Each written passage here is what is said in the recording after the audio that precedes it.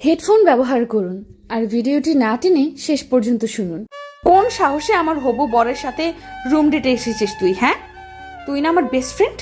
লজ্জা করে না নিজের বোনের মতো ফ্রেন্ডের হবু বরের উপর নজর দিতে? কতটা নির্লজ্জ বেহায়া হলে মানুষ এমনটা করতে পারে ভেবে পাচ্ছি না আমি। এটা আমি কি করছি? এটা ঠিক না। সোভা নিজের হুঁশে নেই, কিন্তু আমি তো আছি। আমি কোনো ধরনের ভুল করতে পারবো না। হাতে ওয়াইনের বোতল নিয়ে ঢলতে ঢলতে হাঁটছে শুভা। দেখেই বোঝা যাচ্ছে যে ও পুরো ড্রাঙ্ক। আজকে নিজের সবচেয়ে কাছের মানুষের কাছ থেকে সবচেয়ে বড় ধোঁকা পেয়েছে ও, যাকেও নিজের বোনের চেয়েও বেশি ভালোবাসে, আর একজন যাকেও নিজের বোনের থেকেও বেশি ভাবে।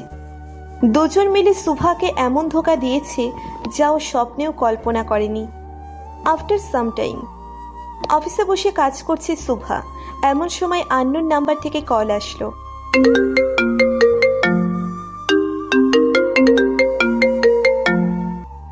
হ্যালো, মিস শুভা বলছেন? জি। অ্যাকচুয়ালি আমরা হোটেলে রেট লাগিয়েছিলাম, তখন সবার সাথে দুজনকে অ্যারেস্ট করেছি। তারা দাবি করছে যে তারা স্বামী স্ত্রী, কিন্তু আমাদের বিশ্বাস হচ্ছে না। কারণ যদি তারা স্বামী স্ত্রী হতো তাহলে এরকম নোংরা হোটেলে কেন আসবে? ছেলেটার ফোনে আপনার নাম্বারটা প্রথমে ছিল, তাই আপনাকে অনুরোধ করছি এসে তাদের পরিচয়টা আমাদের দিতে। কথাগুলো বলেই ইন্সপেক্টর কল কেটে দিল। শরীরে ঝিম ধরে যাচ্ছে শুভার, হাত পা সমানে কাঁপছে ওর। কি শুনলো এইমাত্র ও? আভি সত্যিই কোনো মেয়ের সাথে? আর ভাবতে পারছে না শুভা। দ্রুত বেরিয়ে গেল ও পুলিশ স্টেশনের উদ্দেশ্যে। হোয়াট দ্য হেল, আমাদের এভাবে বসিয়ে রাখার মানে কি? আমরা স্বামী স্ত্রী, কতবার বলবো আপনাদের? একটু ধৈর্য ধারণ করেন মিস্টার আফি। আমরা প্রমাণের জন্য একজনকে আসতে বলছি, সে এসেই আপনাদের বেল করিয়ে দিলেই আপনাদের যেতে দেওয়া হবে। আভি কিছুটা ঘাবড়ে যায় ইন্সপেক্টরের কথায়। তারপর কাঁপা কাঁপা কণ্ঠে বলে ওঠে ও।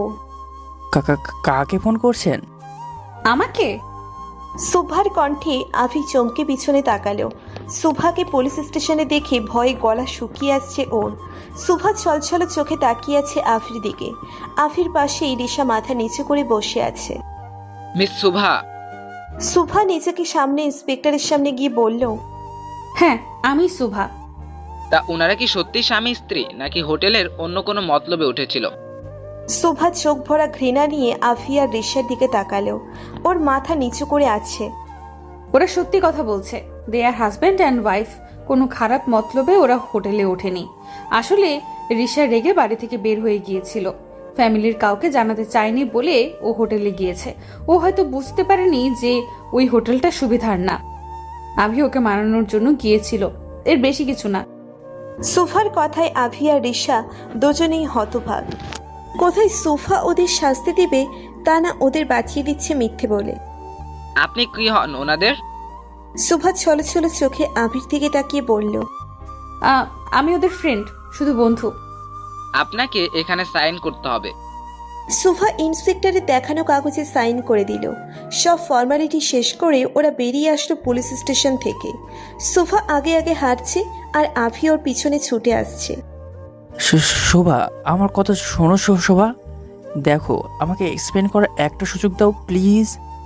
সোফা আভির কোনো কথায় কান না দিয়ে সোজা হাঁটছে আর ওর চোখ মুছছে। আভি দৌড়ে এসে সোফার হাত ধরে ওকে আটকালো। সাথে সাথে সোফা আভির গালে থাপ্পড় বসিয়ে দেয়।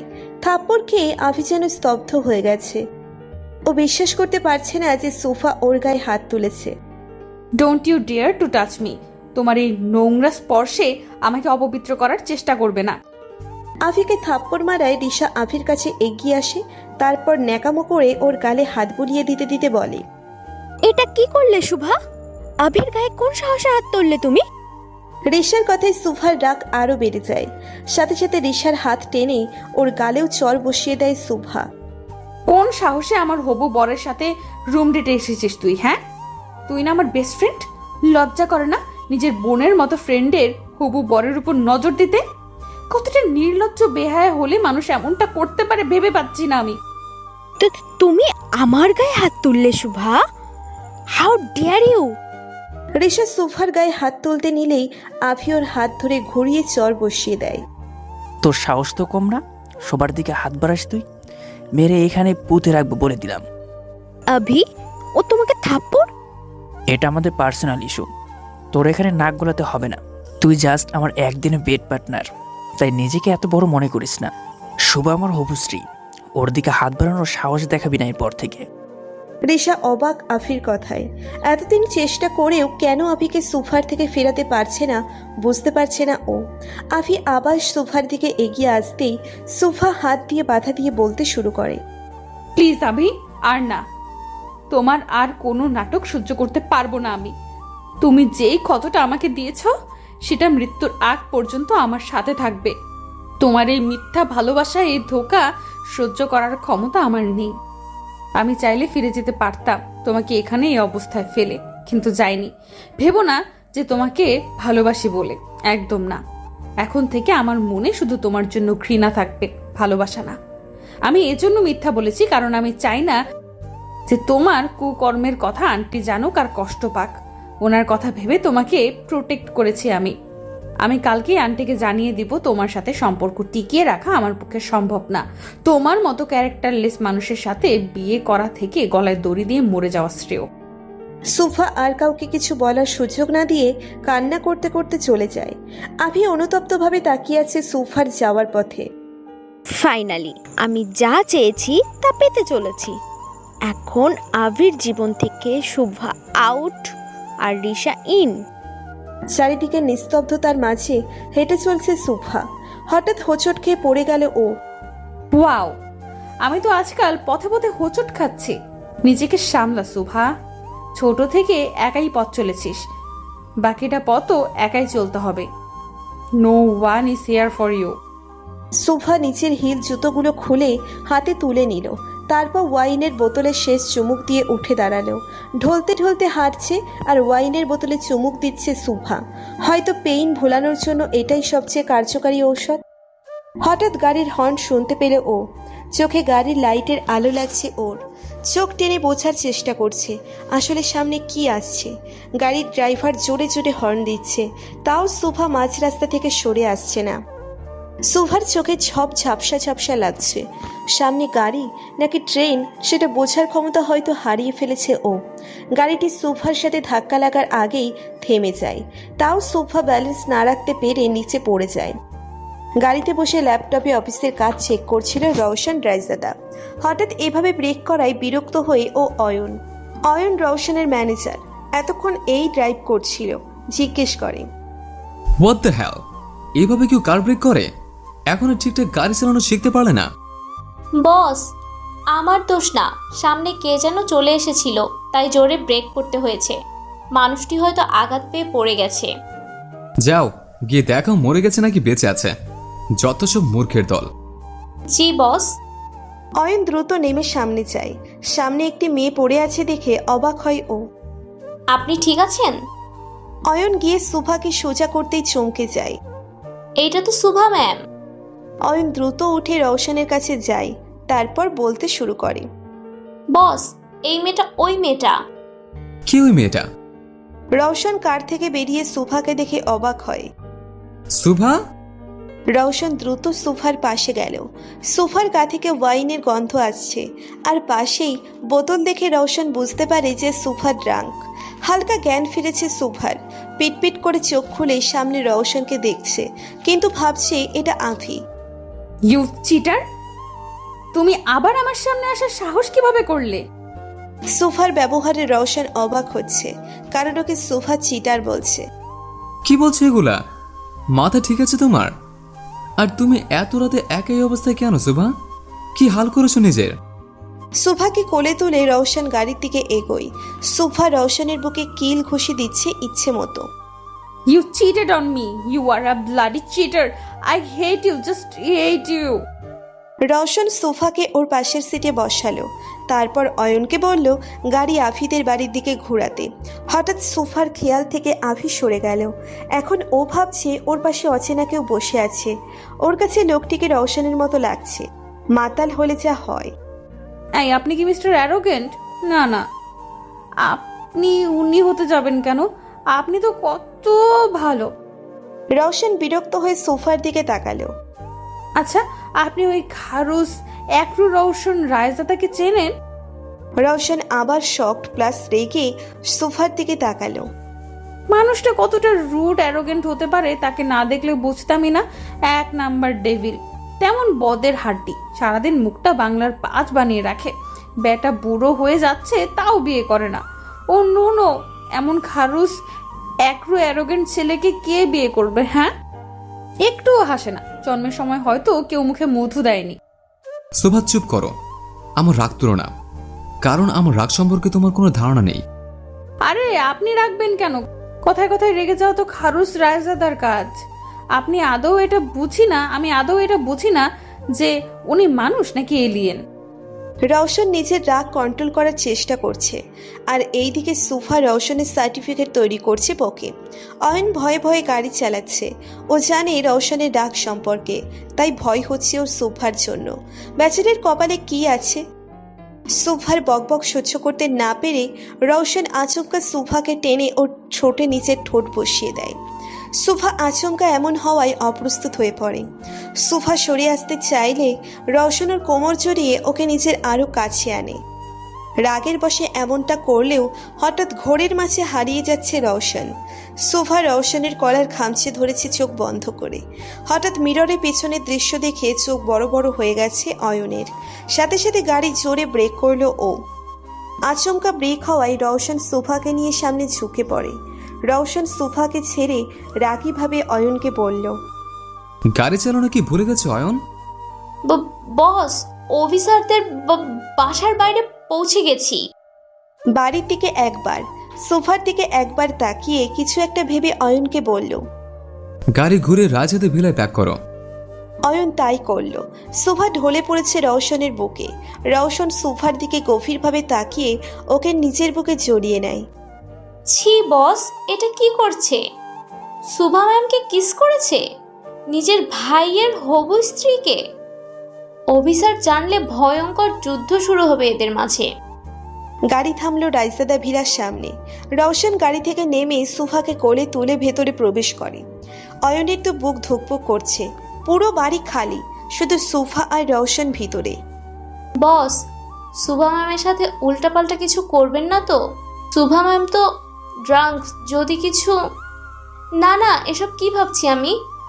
আমাদের রওশন স্যার তো এরকম না। উনি আজও কোনো মেয়ের সাথে মিসবিহেভ করেনি। তার ওপর উনি তো মেয়েদের থেকে 100 হাত দূরে থাকেন। উনি এরকম কিছু করবেন না, আমার বিশ্বাস আছে। তাহলে উনি ম্যামকে নিয়ে নিজের বাড়িতে আসলেন কেন? উনি তো পারতেন ম্যামকে অফিসারদের বাড়ি দিয়ে আসতে। বাড়ি অবধি পৌঁছেও কেন ফিরে আসলেন? আর ভাবতে পারছি না। আমার এখানে মাথা ঘামিয়ে লাভ নেই। 2 ভাইয়েরটা 2 ভাই বুঝুক, আমি যাই। নিজের কনফিউশন নিয়েই অয়ন গাড়ি ব্যাক করে চলে যায়। রওশন সোফাকে নিজের রুমে নিয়ে এসে ওর বেডে শুইয়ে দেয়। সোফা বেঘরে ঘুমোচ্ছে। রওশন অনেকটা ঝুঁকে আছে সোফার দিকে। রওশনের নিঃশ্বাস সোফার মুখে পড়ছে। এতে সোফার কপালের চুলগুলো হালকা নড়ছে। আজ প্রথমবারের মতো সোফাকে এত কাছ থেকে দেখছে রওশন। সোফার গায়ের রং চাপা, কিন্তু চেহারায় অদ্ভুত মায়া ওর। ঠিক বাম গালে একটা কালো তিল আছে সোফার, তার উপর ঠোঁটেও তিল। এই তিলটার জন্যই রওশন তখন নিজের নিয়ন্ত্রণ হারিয়ে ফেলেছিল। যখন সোফা অবিরাম কথা বলছিল, ওর দিকেই তাকিয়েছিল রওশন অপলক। তখন নিজেকে নিয়ন্ত্রণে রাখতে পারেনি ও, তাই এমন ভুল করে ফেলেছে। ঘুমের মধ্যেই সোফা রওশনের কলার ধরে আছে। রওশন সোফার দিকে আরেকটু ঝুঁকে ওর গালের তিলটাই ঠোঁট ছোঁয়ালো। তারপর ঠোঁটের উপরের তিলটাই হালকা ঠোঁট ছোঁয়ালো। ঘোরের মধ্যে হারিয়ে যাচ্ছে রওশন। এমন লাগছে সোফা ওকে টানছে। রওশন সোফার আরেকটু কাছে যেতেই কোথাও থেকে একটা বাধা পড়ে ওর। এটা আমি কি করছে? এটা ঠিক না। শোভা নিজের হুঁশে নেই, কিন্তু আমি তো আছে। আমি কোনো ধরনের ভুল করতে পারবো না। রওশন সোফার থেকে সরে এসে ওর গায়ে ব্ল্যাঙ্কেট টেনে দেয়।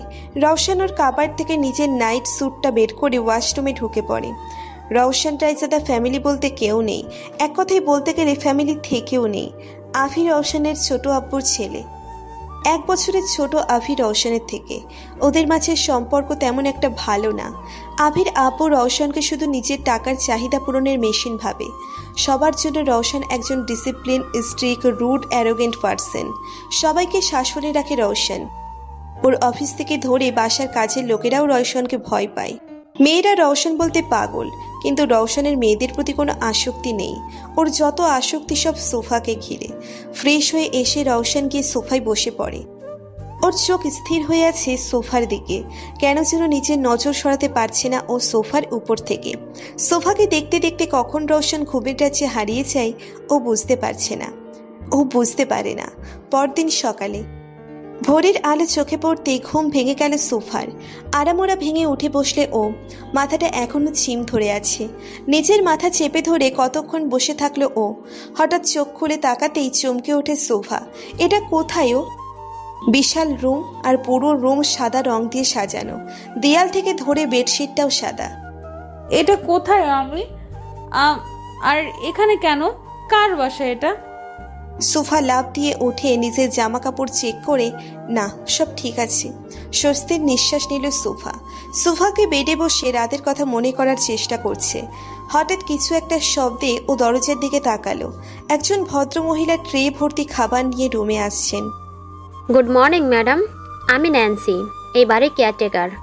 স্যার বলেছে আপনি উঠলে আপনাকে আগে লেবুর শরবত দিতে। নিন। স্যার? কোন স্যার? রওশন স্যার। রওশনের নাম শুনেই সোফার মাথায় যেন আকাশ ভেঙে পড়ল। রওশন? তার মানে এটা মিস্টার রওশনের বাড়ি, আর আমি এখানে সারা রাত ড্রাঙ্ক অবস্থায় ছিলাম। বাঘের গুহায় সারা রাত, তার উপর ড্রাঙ্ক অবস্থায়। ম্যাম, জুস, এটা খেলে আপনার সুস্থ অনুভব হবে। সোফা ন্যান্সির হাত থেকে গ্লাস নিয়ে ঢকঢক করে পুরো জুস খেয়ে নিল। Feeling better, thank you. আমি আসি এখন। স্যার বলেছে আপনাকে তার সাথে দেখা করতে। জি। সোফা দ্রুত বেরিয়ে গেল বাড়ি থেকে। মিস্টার রওশন রাইজার কেবিন কোন দিকে? আপনি মিস শুভা আহমেদ? জি। স্যার বলেছিলেন আপনি আসলে আপনাকে ওনার কেবিনে বসাতে। আসলে স্যার একটু জরুরি মিটিংয়ে আছেন, তাই আপনার একটু অপেক্ষা করতে হবে। সমস্যা নেই, চলুন আমার সাথে। রওশনের পিএ সোফাকে ওর কেবিনে নিয়ে আসে। এটা স্যারের কেবিন। সোফা জোরে জোরে কয়েকটা নিঃশ্বাস ছেড়ে কেবিনে প্রবেশ করলো। বিশাল কেবিন দেখেই বোঝা যাচ্ছে যে রওশন কতটা শৌখিন। সোফা ঘুরে ঘুরে দেখছে কেবিনটা। কেবিনে অ্যাডজাস্ট করা বেডরুম আছে, সাথে বারান্দাও। কেবিনে বেডরুম। সোফা টেবিলের সামনে হাঁটছে আর ফাইলগুলোকে ছুঁয়ে ছুঁয়ে দেখছে। হঠাৎ দরজা খোলার শব্দে চমকে যাওয়ায় দরজার দিকে ঘুরে দাঁড়ালো সোফা। রওশন একটা ফাইল দেখতে দেখতে কেবিনে প্রবেশ করছে। রওশনকে দেখে আরেক দফা ক্রাশ খেল সোফা। প্রথম যখন আভি ওকে রওশনের সাথে পরিচয় করিয়ে দিয়েছিল, তখন প্রথম সোফা কারে উপর ক্রাশ খায়। রওশনের ড্রেস আপ, ওর কথা বলার স্টাইল, ওর অ্যাটিটিউড, সব কিছু যেন যে কোনো মেয়েকে ঘায়েল করতে সক্ষম। কিন্তু যখন রওশনের ডাক দেখেছে ও, তখন ক্রাশ শব্দটা উল্টে মিস্টার অ্যারোগেন্ট হয়ে গেছে। আজও রওশনকে একদম আলাদা লাগছে। ব্ল্যাক শার্ট, চকলেট কালারের ব্লেজার, ব্ল্যাক প্যান্ট, হাতে চকলেট কালার বেল্টের ঘড়ি, তার উপর জিম করা বডি। রওশনের ঠোঁট একদম বিদেশিদের মতো গোলাপি। সবচেয়ে ডিফারেন্ট হলো রওশনের চুল, একদম সিল্কি, আর কপালে 4-5টা পড়েই থাকে। রওশনকে দেখতে একদম কোনো ফরেন হিরোদের মতো লাগে। মুখের সামনে তুড়ি বাজাতেই ঘোর লাগে সোফার। রওশন ওর সামনে চলে এসেছে। এতক্ষণ ঘোরের মধ্যে বোঝেইনি সোফা কখন রওশনের সামনে আসলো।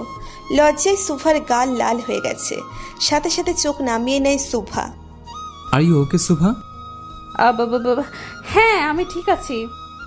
রওশন গিয়ে ওর ডেস্কে বসলো আর সোফাকে ইশারা করলো অপোজিটে বসতে। সোফা মাথায় নিচু করে বসে পড়ল। না টেল মি, কালকে কি হয়েছিল? আভি এমন কি করেছে যে তুমি নেশার ঘোরেও ওকে সহ্য করতে পারছিলে না? আর কেন এবার তুমি এত রাতে ড্রাঙ্ক অবস্থায় রাস্তায় ছিলে? I want to know the truth. কিন্তু মনে থাকে যেন আমি মিথ্যাকে ঘৃণা করি, তাই আমাকে সবটা সত্য বলবে। সোফা ছলো ছলো চোখে রওশনের দিকে তাকালো। সোফার এই কান্না ভরা দৃষ্টি রওশনের বুকে গিয়ে বিঁধছে। এই দৃষ্টিতে কতটা পেইন আছে সেটা হয়তো রওশন অনুভব করতে পারছে। গতকাল ঘটে যাওয়া সব কাহিনী সোফা রওশনকে বলল। রওশন বাকরুদ্ধ হয়ে শুনেছে সোফার কথা। ওর আগে থেকেই জানা ছিল আভি কখনো শুধরাবে না। কলেজ লাইফ থেকেই আভি মেয়েদের প্রতি দুর্বল। ওর কতটা অ্যাফেয়ার ছিল তা হয়তো ওর নিজেরও মনে নেই। সোফার সাথে পরিচয় হবার পর আভির মধ্যে পরিবর্তন লক্ষ্য করেছিল রওশন। ও ভেবেছিল হয়তো আফি বদলে গেছে, কিন্তু এখন সোফার কথাগুলোতেই রওশনের ধারণা ভুল প্রমাণিত হলো। কুকুরের লেজ যেমন কখনো সোজা হয় না, তেমনি আফিও হয়তো কখনো শুধরাবে না। এখন শুভাকে কি বলে সান্ত্বনা দিবে তা বুঝতে পারছে না রওশন। শত হলেও ওর ভাই আভির ভুলের বোঝা একটু হলেও ওকে বইতে হবে। অনেক ভেবে রওশন সুফাকে বলতে শুরু করলো। দেখো সুভা, আমি সুফা রওশনকে থামিয়ে নিচে আবার বলতে শুরু করে। থাক রওশন, আপনাকে ওর সাফাইতে কিচ্ছু বলতে হবে না। ও আপনার ভাই হয়, তাই ওর ভুলটা হয়তো আপনার কাছে তত বড় কিছু নয়, কিন্তু আমার কাছে এটা ভুল না, অপরাধ। অভি ধোঁকা দিয়েছে আমাকে, তাই আভির সাথে আমার সম্পর্ক আমি শেষ করে দিয়েছি। হয়তো ও আপনার ভাই হয়, তাই আপনি ওর জন্য বলবেন, বাট সরি, ওর মতো ক্যারেক্টারলেস চিটার মানুষের সাথে আমি আমার জীবন জড়াতে চাই না। আমি এখানে আপনাকে শুধু এতটুকুই জানাতে এসেছিলাম। সুফা ওর আঙ্গুল থেকে এঙ্গেজমেন্ট রিং খুলে রওশনের সামনে রাখে। আন্টিকে এটা ফিরিয়ে দিয়েন, ওনার কাছ থেকে অনেক ভালোবাসা পেয়েছি। আমার মতো অনাথ মেয়েকে উনি নিজের মেয়ের মতো ভেবেছেন, এটাই আমার কাছে অনেক। কিন্তু হয়তো ওনার মতো মা আমার ভাগ্যে নেই। আমি আগে যেমন একা নিজের পথ চলেছি, বাকিটা জীবনও একা চলতে পারবো। সুফা চলে যেতে নিলেই রওশন দাঁড়িয়ে বলতে শুরু করে। তুমি ভুল ভাবছো সুভা। সুফা ঘুরে তাকালো রওশনের দিকে। আভি আমার ভাই বলে যে আমি ওর হয়ে কথা বলবো, তা সম্পূর্ণ ভুল। রওশন রয়জাদা কখনো অপরাধকে সায় দেয় না, আর না অপরাধীকে ক্ষমা করে। ও তোমার সাথে অন্যায় করেছে, আর সেটার শাস্তি হিসেবে তুমি যদি ওর সাথে সম্পর্ক শেষ করতে চাও, এতে আমার কোনো আপত্তি নেই। কিন্তু একটা কথা ভেবে নিও, দুনিয়াটা কিন্তু এত সহজ না। তোমার নিজেকে সামলাতে শিখতে হবে। Don't depend on others. Don't worry Roshan, আমি নিজেকে সামলাতে পারি। ছোটবেলা থেকেই একাই নিজের পথ চলেছি, বাকিটা পথও একা চলতে পারবো। সুফা চলে গেল। রওশন এখনো অপলক তাকিয়ে আছে সুফার যাওয়ার দিকে। সুফার ভেতরটা অবস্থা ও অনুভব করতে পারছে। যখন সুফা নিজেকে অনাথ বলেছিল, কথাটা বুকে গিয়ে লেগেছে রওশনের। অনাথ শব্দটা কতটা কষ্টের সেটা হয়তো রওশনের থেকে ভালো কেউ জানে না। রওশন উঠে জানালার সামনে গিয়ে দাঁড়ায়। থাই গ্লাসের বিপরীত ব্যস্ত শহরটা দেখছে ও। সবাই সবার মতো ব্যস্ত এই শহরে, কারো ব্যথা অনুভব করার সময় কারো নেই। এতটুকুতে ভেঙে পড়লে চলবে না সুভা, তোমাকে স্ট্রং হতে হবে, নিজেকে প্রমাণ করতে হবে দুনিয়ার সামনে। এই ব্যস্ত শহরে ভিড়ে নিজেকে টিকিয়ে রাখতে হবে। তুমি যত কমজোর হবে, আশেপাশের মানুষ তোমাকে ততই ডাবানোর চেষ্টা করবে। অনেক কষ্টে ঘুরে দাঁড়িয়েছে আমি, নিজেকে প্রতিষ্ঠিত করেছে শুধুমাত্র এই ব্যস্ত শহরের মানুষদের সাথে টিকে থাকার জন্য। তোমাকেও তাই করতে হবে। দুনিয়া ততটা সহজ না যেমনটা তুমি ভাবো। রওশনের চোখের কোণা দিয়ে পানি জমে আছে, কিন্তু রওশন সেটা গড়িয়ে পড়ার আগেই নিজের বৃদ্ধ আঙ্গুল দিয়ে মুছে ফেলে। সবার একটা অতীত থাকে, রওশনেরও আছে, সেটা খুব শীঘ্রই জানতে পারবেন। পার্কের একটা বেঞ্চে বসে আছে সুফা। ভাবছি ওর আগের জীবন আর এখনকার মধ্যে কতটা পরিবর্তন এসেছে। বুঝ হওয়ার পর থেকেই অনাথ আশ্রমকে নিজের ঘর ভেবেছে সুফা, আর সেখানকার মানুষদের নিজের পরিবার। লেখাপড়ায় ভালো হওয়ার সুবাদে সুফাকে স্কলারশিপ দেওয়া হয়। নিজের যোগ্যতা প্রমাণ করে প্রতিষ্ঠিত হয়েছে সুফা। অনেক পরিশ্রমে সুফা এখন নিজের একটা চাইল্ড এনজিও গড়ে তুলেছে। সুফা একজন ফ্যাশন ডিজাইনার, তার পাশাপাশি এনজিও সামলাই ওর। 1 বছর আগে আফির সাথে একটা সোশ্যাল পার্টিতে দেখা হয়েছিল সুফার। অনেক কম সময়ে অনেক গভীর বন্ধুত্ব হয়ে যায় সুফা আর আভির। রিশা সুফার কলেজ লাইফের ফ্রেন্ড ছিল, সব সময় সুফার পাশে থেকেছে ও। আভি সুফাকে ওর মায়ের সাথে পরিচয় করিয়ে দেয়। আভির মা সুফাকে নিজের মেয়ের মতো ভালোবাসা দিয়েছে। এই ভালোবাসার প্রতি দুর্বল হয়ে পড়ে সুফা, কারণ মায়ের ভালোবাসা কেমন সেটা ও কখনো বোঝেনি। আশার মাঝে নিজের মাকে খোঁজার চেষ্টা করেছে সুফা। এর মধ্যে আভি সুফাকে প্রপোজ করে। সুফাও রাজি হয়ে যায়। একমাত্র কারণ ছিল আশা। ও আভির প্রতি নিজের ভালো লাগাকে ভালোবাসার নাম দিয়ে দেয়। আভি আর আশার প্রতি অনেক দুর্বল হয়ে পড়ে সুফা, কারণ পরিবারের অর্থ কী সেটা এদের কাছ থেকেই জেনেছে ও। কিন্তু হঠাৎ করেই সব স্বপ্ন ভেঙে তছনছ হয়ে গেল ওর। যাদের এত বিশ্বাস করেছে, শেষে ওরাই ওকে সবচেয়ে বড় ধোঁকা দিল। নিজেদের প্রতি তাচ্ছিল্যের হাসি আসছে সুভার। কত সহজেও মানুষকে বিশ্বাস করে নেয়, আর সে মানুষ ওকে ধোঁকা দিয়ে বুঝিয়ে দেয় সুফা কতটা বোকা। আর না, আর কারো প্রতি দুর্বল হব না আমি, আর না কাউকে বিশ্বাস করব। বিশ্বাসের মর্যাদা দিতে জানে না কেউ। আমাদের চারপাশে শুধু ধোঁকা বিরাজমান। শুভা নিজের চোখের পানি মুছে নিজেকে নর্মাল করে নেয়, তারপর বলে, আমার জীবন থেকে আভি রিশা নামের অধ্যায় শেষ হয়ে গেছে। ওদের আর কোনো স্থান নেই আমার জীবনে। I hate you, I just hate you Abhi. আভির কল আসছে শুভার ফোনে। কাল থেকে অসংখ্য কল আর মেসেজ এসেছে আভির। শুভা কোনোটার উত্তর দেয়নি। আবার কল আসতেই শুভা কল কেটে ফোন সুইচ অফ করে রেখে দেয়। এখন থেকে কোনো পিছুটান নেই। আমি আমার লাইফ নিজের মতো করে গুছিয়ে নিব। আমার লাইফে আভি নামক কারো অস্তিত্বের স্থান হবে না। পরদিন প্রতিদিনের মতো অফিসের জন্য রেডি হচ্ছে শুভা। হোয়াইট জিন্স আর হোয়াইট টপস পরে উঁচু করে ঝুঁটি বেঁধে নিয়েছে, হালকা মেকআপ আর শুজ, ব্যাস রেডি অফিসের জন্য। শুভা এমন বিহেভ করছে যেন কিছুই হয়নি। ব্যাগ নিয়ে বেরিয়ে পড়ল শুভা। বাইরে আসতেই ওর চোখ গেল সাদা রঙের গাড়িটার দিকে। আভি দাঁড়িয়ে আছে গাড়ির সাথে হেলান দিয়ে, হয়তো শুভার অপেক্ষায় করছিল। শুভা আভিকে দেখেও না দেখার ভান করে ওর গাড়ির দিকে গেল। আভি শুভাকে দেখা মাত্রই দৌড়ে যায়, কিন্তু ততক্ষণে শুভার গাড়ি অনেক এগিয়ে চলে গেছে। আভি অনেক ডাক দিয়েছিল শুভাকে, কিন্তু শুভা পেছনে ফেরেনি। এটা তুমি ঠিক করছো না শুভা। আমি আভি রায়জাদা, আমার পিছনে হাজারো মেয়ে ঘোরে, অথচ তুমি আমাকে দেখেও না দেখার ভান করে চলে গেলে। আমাকে অ্যাভয়েড করার পরিণাম অনেক খারাপ হবে। পরদিন অফিসে শুভা অফিসে ঢুকতেই ওর সামনে রিশা চলে আসে। রিশা আর শুভা একই অফিসে কাজ করে। শুভা রিশাকে দেখেও না দেখার ভান করে, নিজের কেবিনে চলে যায়। কেবিনে বসে কাজ করছে শুভা। এমন সময় ওর ল্যান্ড ফোনে কল আসে। হ্যালো, ইয়েস স্যার, আমি এক্ষুনি আসছি। শুভার বস কল করেছিল, ওকে কেবিনে ডেকে পাঠিয়েছেন উনি। May I come in sir? হ্যাঁ, ভিতরে আসুন। স্যার ডেকেছেন? জি মিস শুভা, আসলে কালকে একটা প্রদর্শনীও থ্রো করা হয়েছে ফ্যাশন ডিজাইনারদের জন্য। আপনাদের নিজস্ব ডিজাইন করা জুয়েলারি আর ড্রেস প্রদর্শন করার সুযোগ দেওয়া হবে সেখানে। এটা আপনাদের জন্য গোল্ডেন চান্স নিজেদের ক্যারিয়ার গড়ার। আমাদের অফিস থেকে দুজন সিলেক্ট করা হয়, তার মধ্যে আপনি একজন। Really sir? কিন্তু আরেকজন কে? রিশা। রিশার নাম শুনেই শুভার মুখ ফ্যাকাশে হয়ে যায়। আশা করব আপনারা ভালো পারফরমেন্স দিতে পারবেন। I will try my best. Shubha বেরিয়ে এলো বসের কেবিন থেকে। পার্টিসিপেট করবে, তার মানে কালকে রিশার মুখোমুখি হতে হবে ওকে।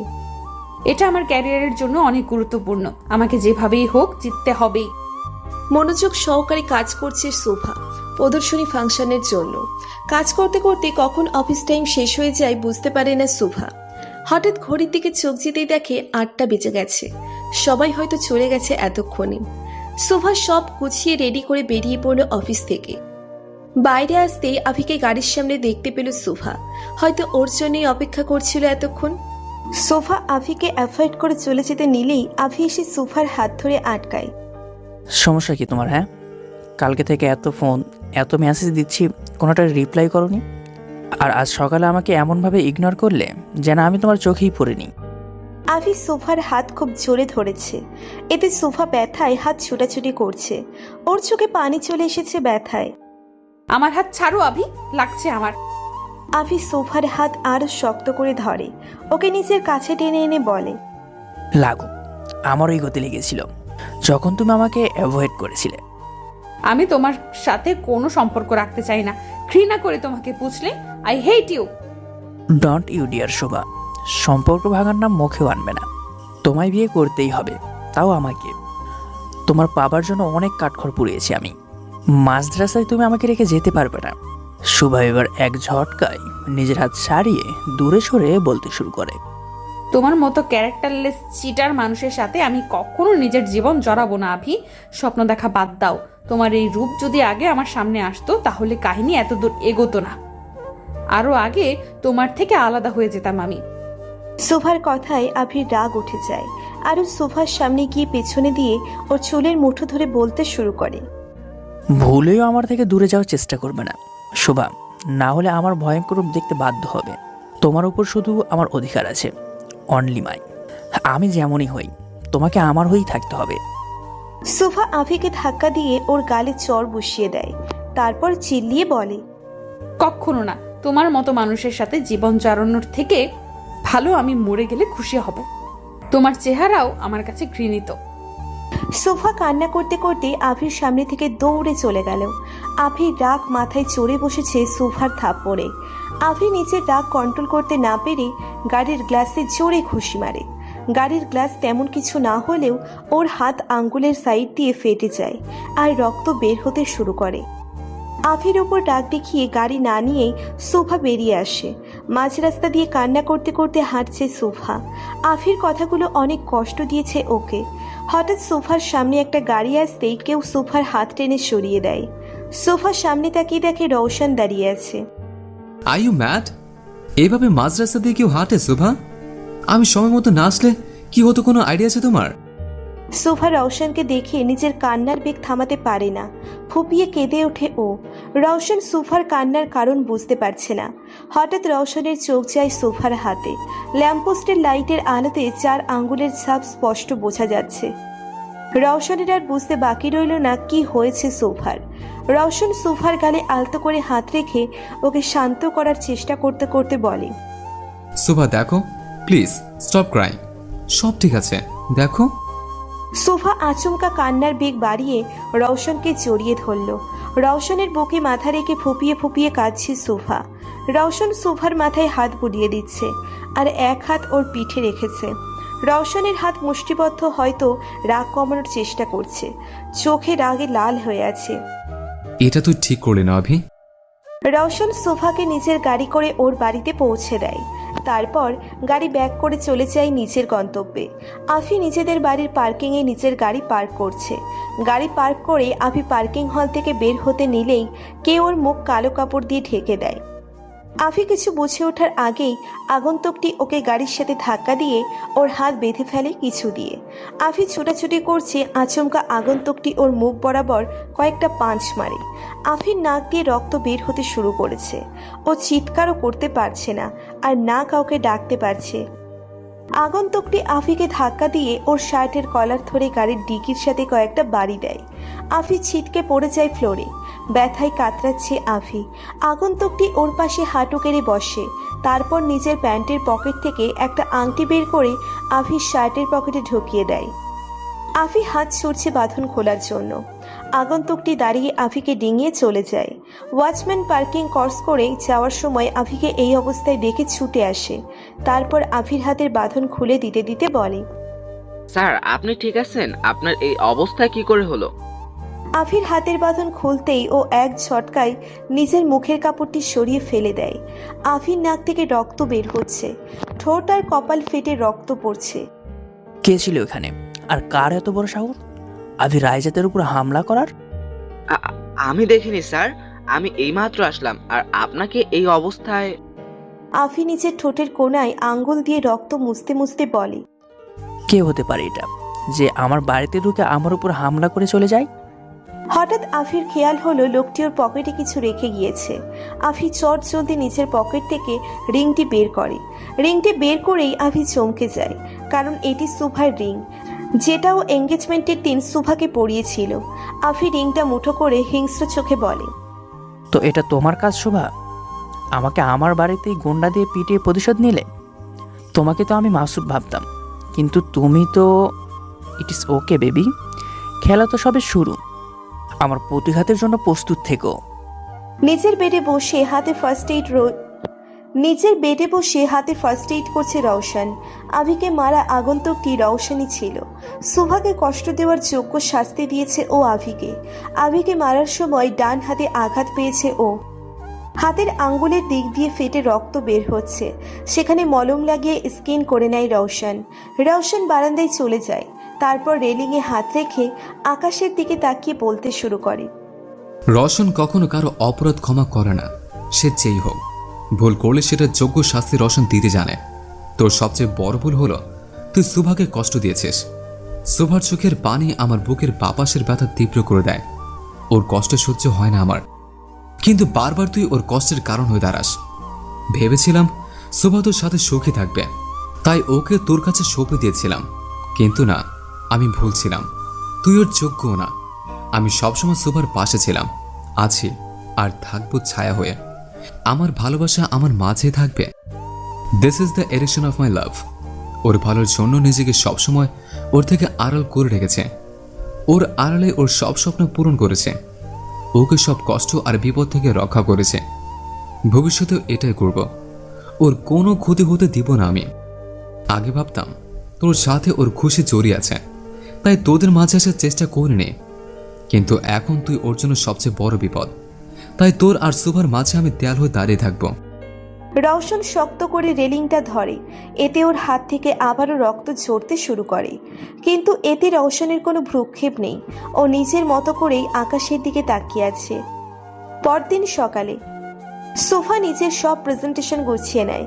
আজ অনেক বড় দিন ওর জন্য। এত বড় কম্পিটিশনে পার্টিসিপেট করছে ও। রেডি হয়ে বেরিয়ে পড়ে সোফা। শহরের সবচেয়ে বড় প্রদর্শনী হল বুক করা হয়েছে কম্পিটিশনের জন্য। 2 রাউন্ডের প্রতিযোগিতা হবে 2 দিনে। সেখানে থাকা এবং কাজের সব ব্যবস্থা করা হয়েছে। সোফা অফিসে পৌঁছেই ওর বসের কাছে গিয়ে সব ফাইল জমা দেয়। ওয়েল ডান সুভা, তোমার সবগুলো ডিজাইন মাইন্ড ব্লোয়িং হয়েছে। Thank you sir. দীপ্ত সোফাকে সব রুলস বুঝিয়ে ওকে নিয়ে স্টুডিওতে চলে আসে, যেখানে কম্পিটিশন থ্রো করা হবে। স্টুডিওর পাশেই হোটেল বুক করা, যেখানে সবার থাকার ব্যবস্থা করা হয়েছে। প্রায় দেশের নামকরা অনেক ফ্যাশন ডিজাইনাররা এখানে পার্টিসিপেট করতে এসেছে। তাদেরকে দেখে সোফার চেহারার রং পাল্টে যায়, কারণ সবাই অনেক বড় মাপের কম্পিটিটর ওর জন্য। এদেরকে বিট করা হয়তো অনেক কষ্টসাধ্য হবে সোফার জন্য। আর সবচেয়ে বড় কথা হলো রিশাও এখানে আছে। যতটুকু সোফা রিশাকে চেনে, ও জেতার জন্য যে কোনো সীমানা অতিক্রম করতে পারে। আর এখন তো সোফা ওর সবচেয়ে বড় শত্রু। সোফাকে হারানোর জন্য নিশ্চয়ই ওর মাথায় কোনো না কোনো কুবুদ্ধি ঘুরপাক খাচ্ছে। কিছুক্ষণের মধ্যেই কম্পিটিশনের চিফ গেস্টরা চলে আসবেন। তারপর তারা তোমাদের ফাইল জমা নিয়ে রাতে কম্পিটিশন শুরু করবে। বাট স্যার, চিফ গেস্ট কারা? আসলেই দেখতে পারবে। বাইরে সবাই শোরগোল করছে যে চিফ গেস্ট চলে এসেছে। সব রিপোর্টাররা গেটের সামনে প্রস্তুতি নিচ্ছে তাদের ইন্টারভিউ নেওয়ার জন্য। চলো। দীপ্ত সোফাকে নিয়ে হলের বাইরে চলে আসে। প্রথমে গাড়ি থেকে একজন মহিলা নেমে আসেন। সব রিপোর্টাররা তার কাছে গিয়ে প্রদর্শনী সম্পর্কে প্রশ্ন করতে শুরু করে। ইনি হচ্ছেন আনিকা বোস, আমাদের শহরের সবচেয়ে নামি দামি ফ্যাশন ডিজাইনার। পরে আর একটা কালো গাড়ি এসে থামে। সবার নজর সেখানে শিফট হয়ে যায়। রিপোর্টাররা দৌড়ে সেই গাড়ির সামনে যায়, আর কিছু গার্ডস এসে তাদের গাড়ি থেকে একটু দূরে সরিয়ে দেয়। একজন গার্ড দরজা খুলে দিতেই বেরিয়ে আসেন চিফ গেস্ট।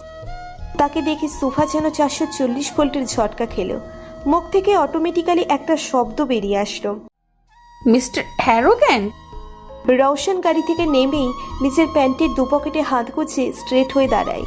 রওশনের ডান হাতে এখনো সাদা ব্যান্ডেজ করা, ধূসর রঙের শার্ট আর সাদা কোট ও প্যান্ট, হাতে ধূসর রঙের বেল্টের ঘড়ি, কালো শুজ।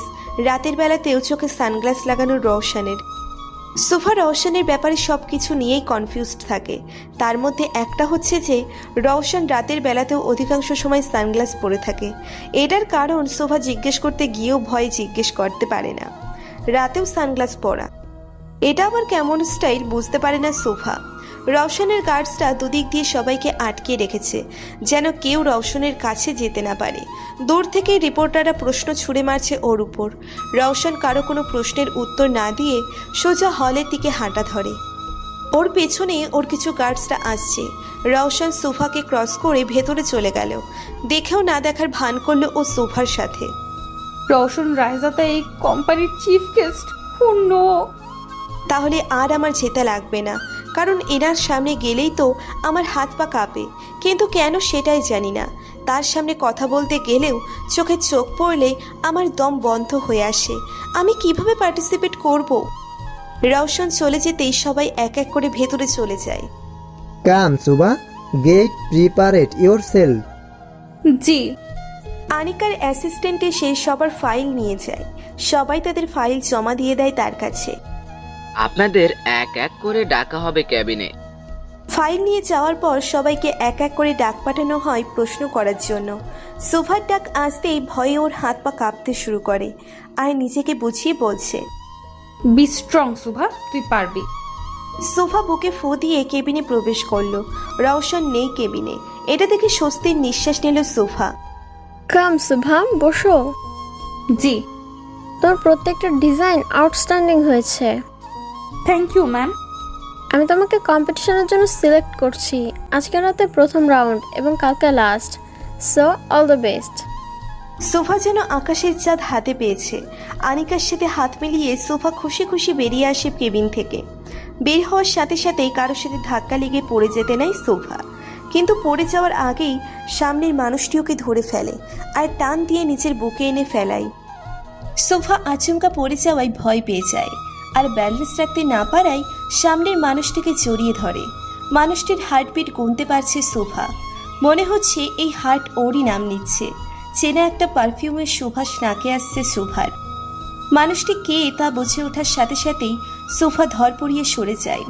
ওর সামনে ওর যমরাজ অর্থাৎ রওশন দাঁড়িয়ে আছে। সোফাকে এভাবে সরে যেতে দেখে রওশন চোখ পাকিয়ে বলে, তুমি সারাক্ষণ এমন ধরফর অবস্থায় থাকো কেন বুঝি না। যেখানে সেখানে পড়ে যাওয়া এটা কি তোমার হবির আওতায় পড়ে? এমন জিরাফের সাথে ধাক্কা লাগলে তো পড়বই। কিছু বললে? কই না তো, বলছিলাম আমার দেরি হয়ে যাচ্ছে, আমি আসি।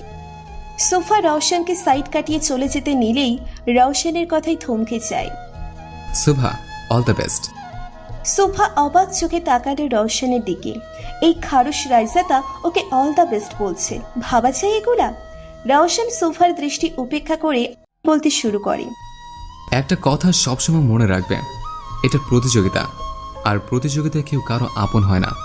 তোমার আশেপাশে যারা আছে সবাই জেতার জন্য এখানে এসেছে, তাই কারো উপর বিশ্বাস করে নিজের বিপদ টেনে এনো না।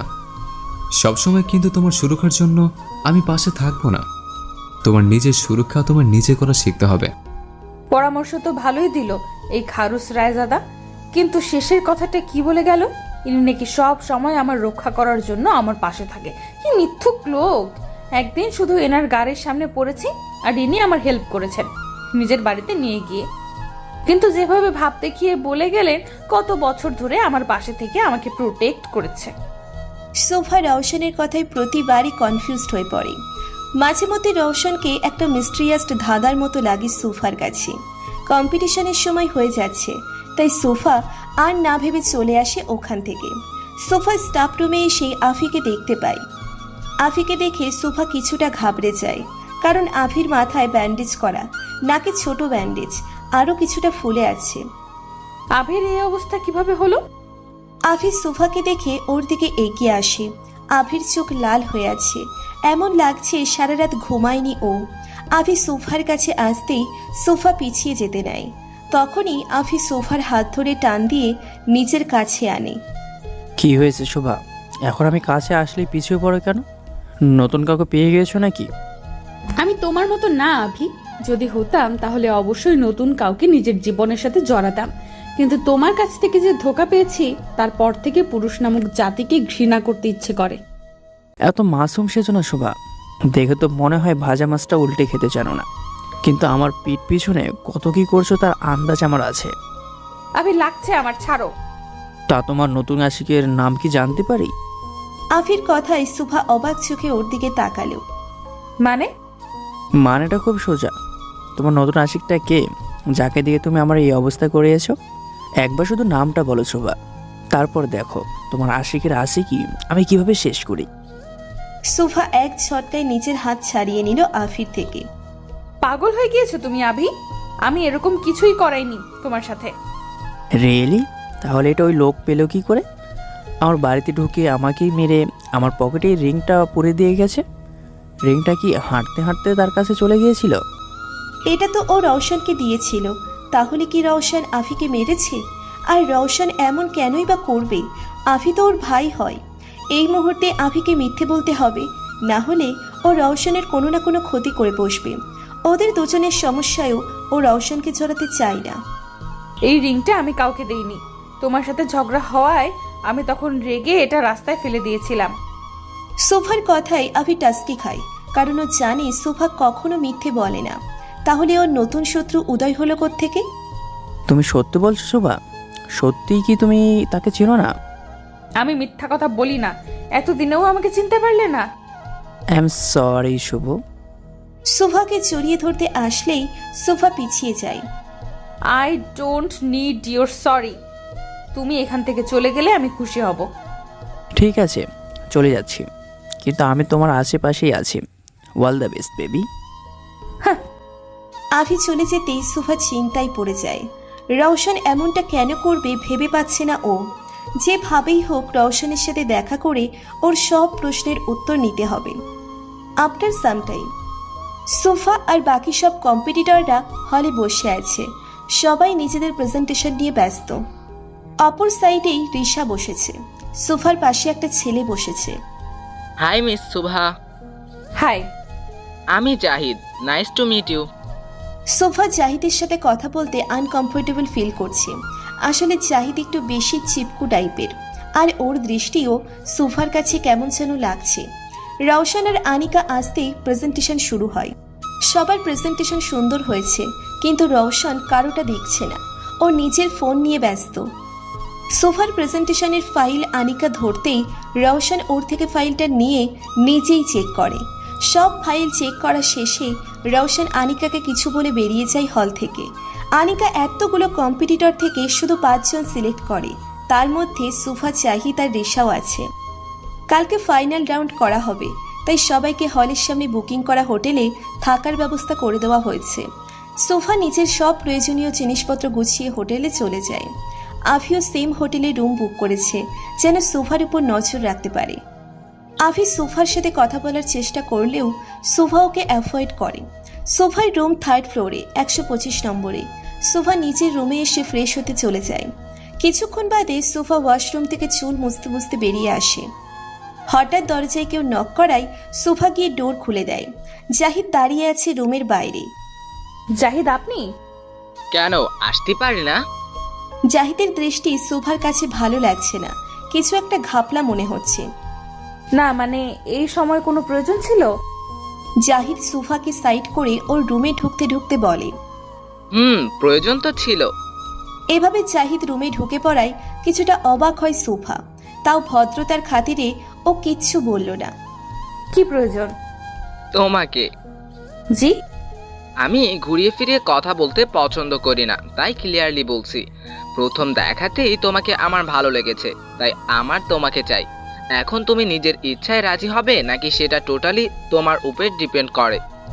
সোফা শকড প্লাস রেগে যায় জাহিদের কথায়।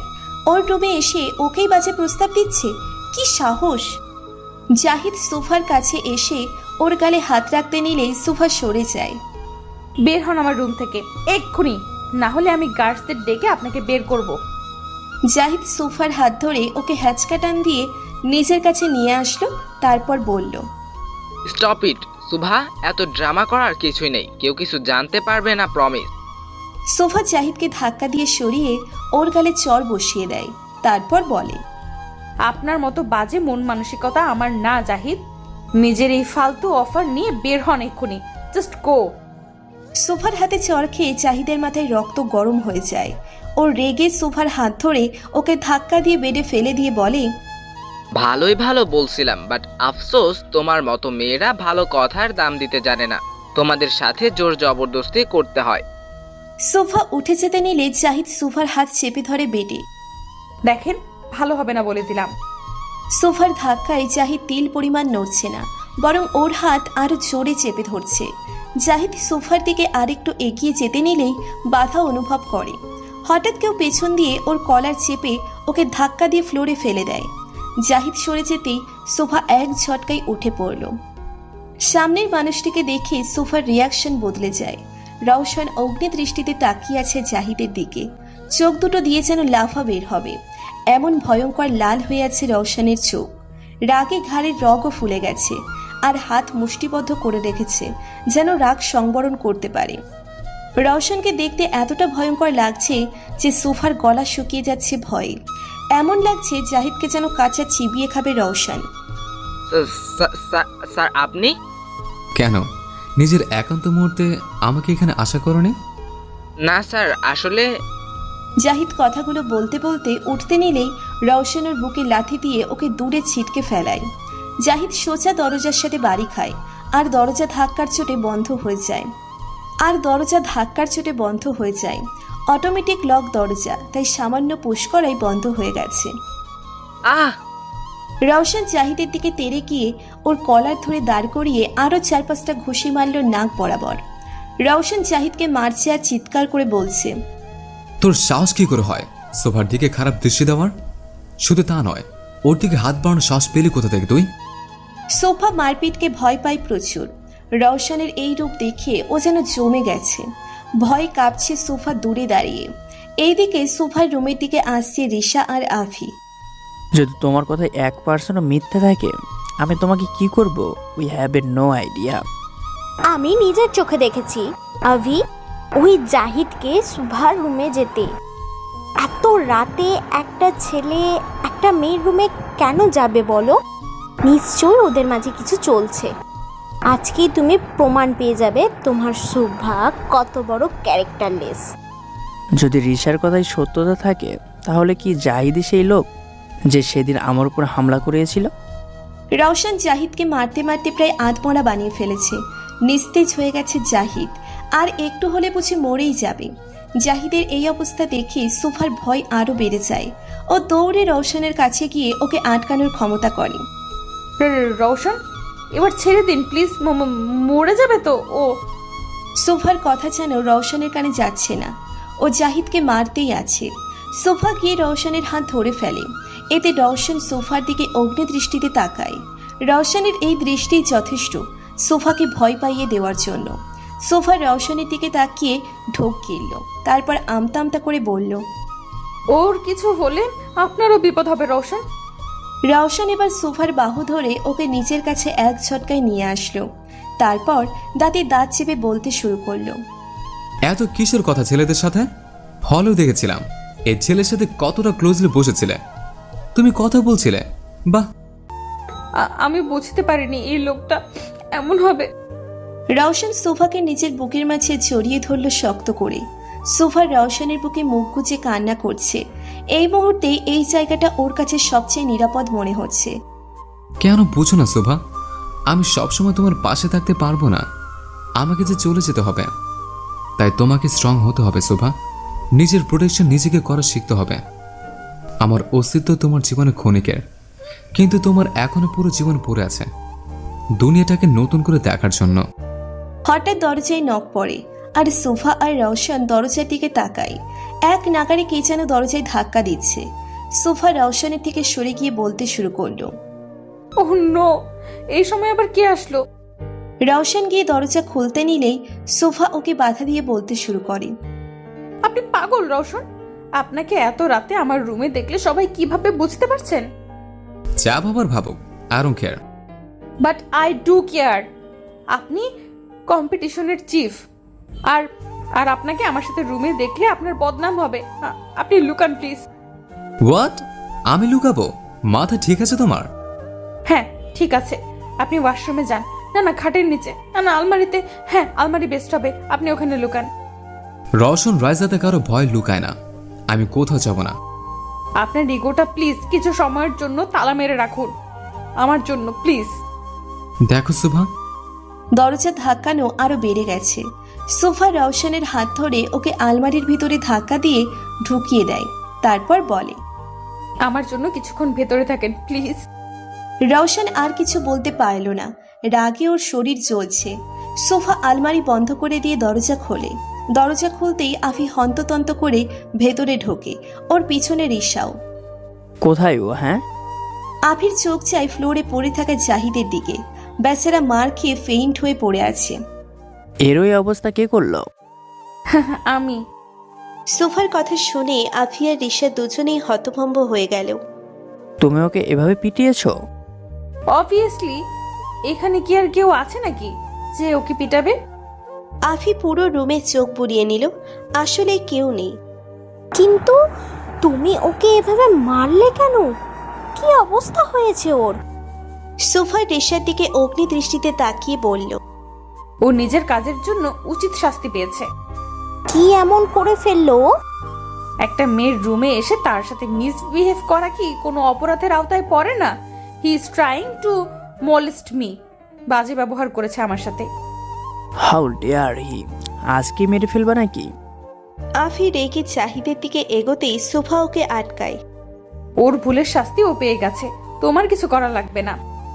আফি কয়েকটা নিঃশ্বাস নিয়ে নিজেকে শান্ত করলো, তারপর কাউকে কল করে বলল, hello, Abhi Raizada speaking. Room number 125-এ ময়লা পড়ে আছে, এসে এটাকে পরিষ্কার করে নিয়ে যান। আফি সোফার দিকে তাকাতেই দেখলো ওর কাঁধের উপরে খামচির দাগ আর রক্ত জমে আছে। সুভা, তোমার ঘাড় থেকে তো কেটে রক্ত বেরোচ্ছে। আফি এগিয়ে আসতেই সোফা পিছিয়ে যায়, এতে আফির কদম থেমে যায়। তোমার সিম্প্যাথির প্রয়োজন নেই আমার, আমি একটু রেস্ট নিব। আমার রুম থেকে বের হলে আমি খুশি হতাম। সোফার কথায় আফি রাগ দেখিয়ে বেডে পা দিয়ে বাড়ি মারল। ঋষা ভয়ে কেঁপে উঠল আফির কাছে।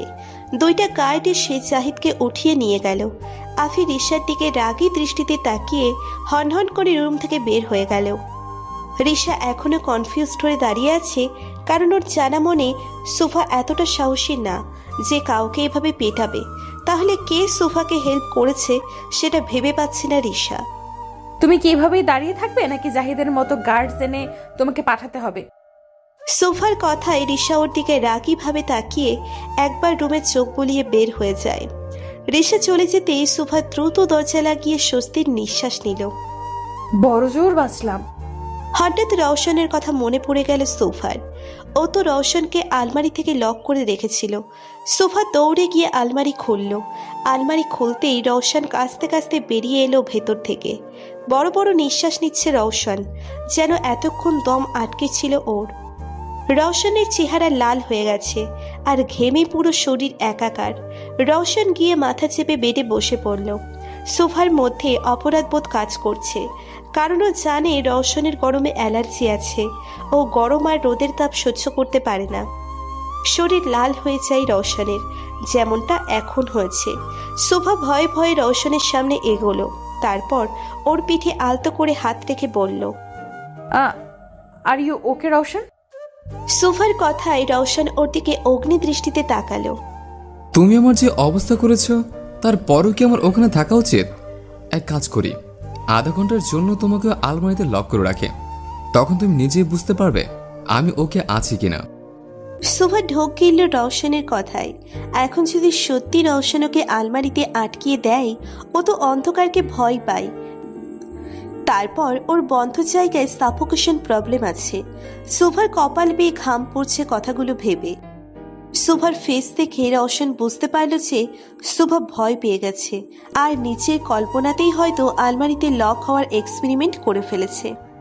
এভাবে দাঁড়িয়ে না থেকে আমাকে এক গ্লাস পানি দাও। সোফা হন্ততন্ত করে গ্লাসে পানি ভরে এনে রওশনকে দিল। ওর হাত প্রচণ্ডভাবে কাঁপছে। রওশন সোফার হাত থেকে গ্লাসটা নিয়ে ওটা সোফার দিকে এগিয়ে দিল। আমার থেকে বেশি তোমার পানির প্রয়োজন।